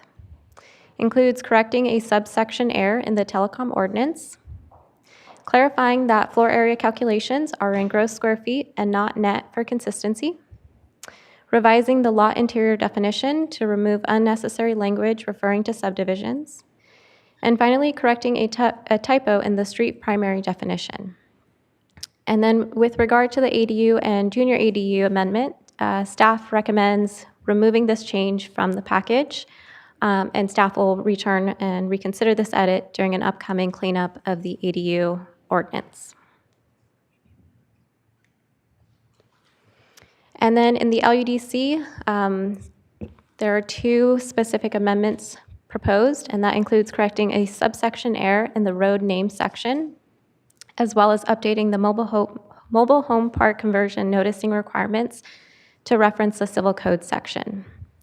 And then specifically within the MLUDC, the amendments amend the accessory structures and uses section in the resource management zone to allow garages and carports to resolve a code conflict that currently requires covered parking but does not allow garages. And again, similar amendments are being proposed to the CZO, so I'll just go over the changes that are specific. The amendments include incorporating initial application review procedures that are existing practices within the LUDC and MLUDC, so they're now being carried over to the CZO. The amendments include adding a new definition for flood control that is consistent with the Gaviota Coast Plan overlay, as well as revising the major public works project and major energy facility definition to comply with Coastal Commission regulations. The amendments include clarifying the total setback for plant protection structures on lots containing 5 or more acres is 60 feet or 80 feet respectively. And finally, to clarify that for lots greater than 12,000 square feet, that up to 750 square feet of an attached 3-car garage is not included in the floor to area ratio calculation in the Summerland Community Plan area. And these proposed ordinance amendments to the LUDC, MLUDC, and Coastal Zoning Ordinance, as well as Chapter 35B, are recommended to be determined exempt from environmental review, as they would not result in any new significant impacts or increase the severity of previously considered impacts. As a result, no new environmental document is required pursuant to CEQA Guidelines Section 15061B3 and 15265. And to recap, on November 19th last year, staff presented the proposed amendments to the Montecito Planning Commission, where they voted 3-2 to recommend adoption of the MLUDC amendments, as well as an ordinance to repeal the MGMO. And they also recommended adoption of the CZO amendments with a minor staff edit to section 35-68.7.4 for clarification that the total setback for plant protection structures on lots containing 5 or more acres is 60 feet or 80 feet respectively. And then on December 3rd, the County Planning Commission voted 5-0 to recommend adoption of the LUDC and CZO amendments with staff's minor edit.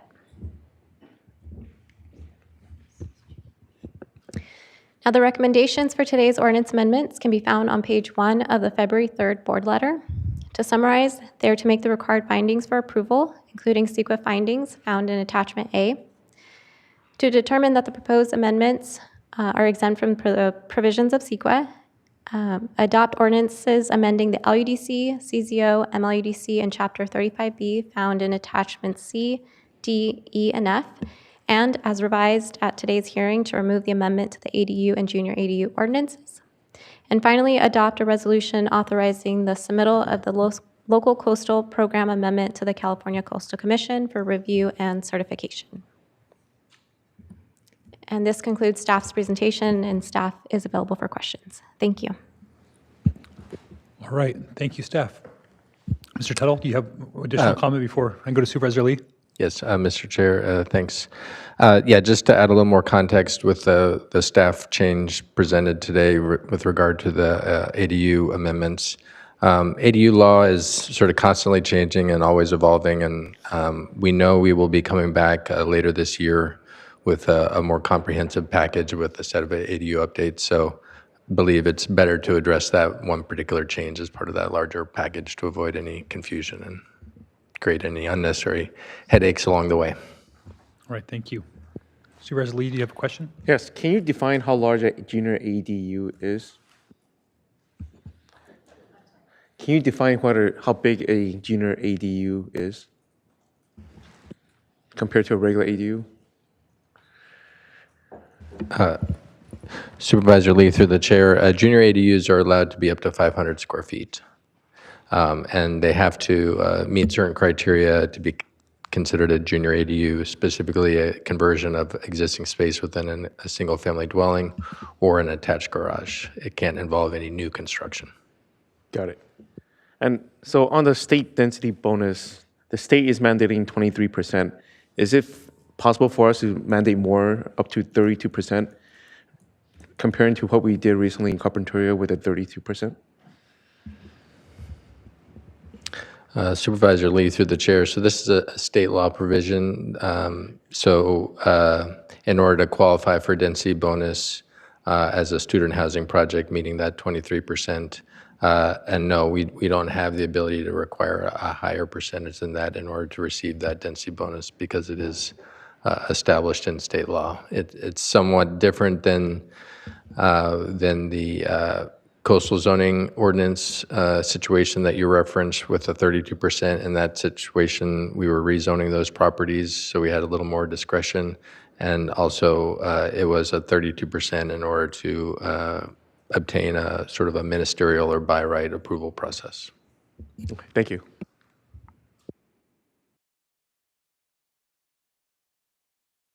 All right, other questions from board members? I guess I just have one kind of clarifying question, going back to the CEQA exemption slide there. You can bring that up for a moment. I think it's slide 17 maybe? Oh, 15, 16. All right, so the exemptions we're using here are what they call the common sense exemption, right? And then I think there's a regulatory programs exemption is the other CEQA exemption here.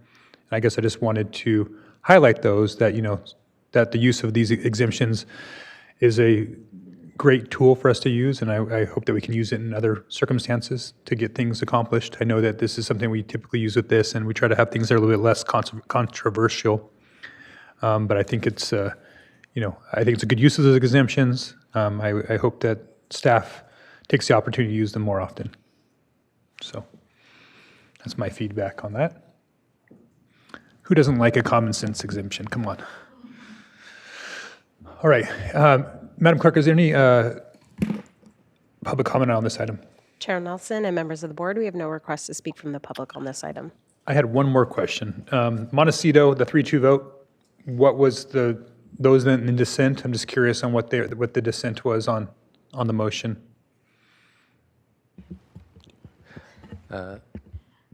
Chair Nelson, supervisors, there was some disagreement on the repeal of the MGMO. There was some who voiced interest in keeping it there as sort of a skeleton regulation that we could bring back at a later date, but ultimately voted 3-2 to repeal it. I can understand that sentiment. All right. I think no other questions. Any further deliberations? I guess we can take a motion on this. Or did you guys have additional comments, Mr. Tuttle or Director Plowman? Or Ms. Martin? No, just to, Mrs. Martin? We'll pull it back on the screen with the recommended action, but again, just to clarify that in your motion or whatever motion, that it would be as revised at the hearing today to remove the ADU amendments. All right, I move staff recommendation A through E. All right, does that work for you? As revised. As revised. As revised. Second. Got a second from Hartman. Any further questions or discussion? All in favor signify by saying aye. Aye. Motion passes unanimously. Great. All right. That concludes our meeting for February 3rd, 2026. We will next meet in Santa Maria on February 10th, 2026. All right, thank you.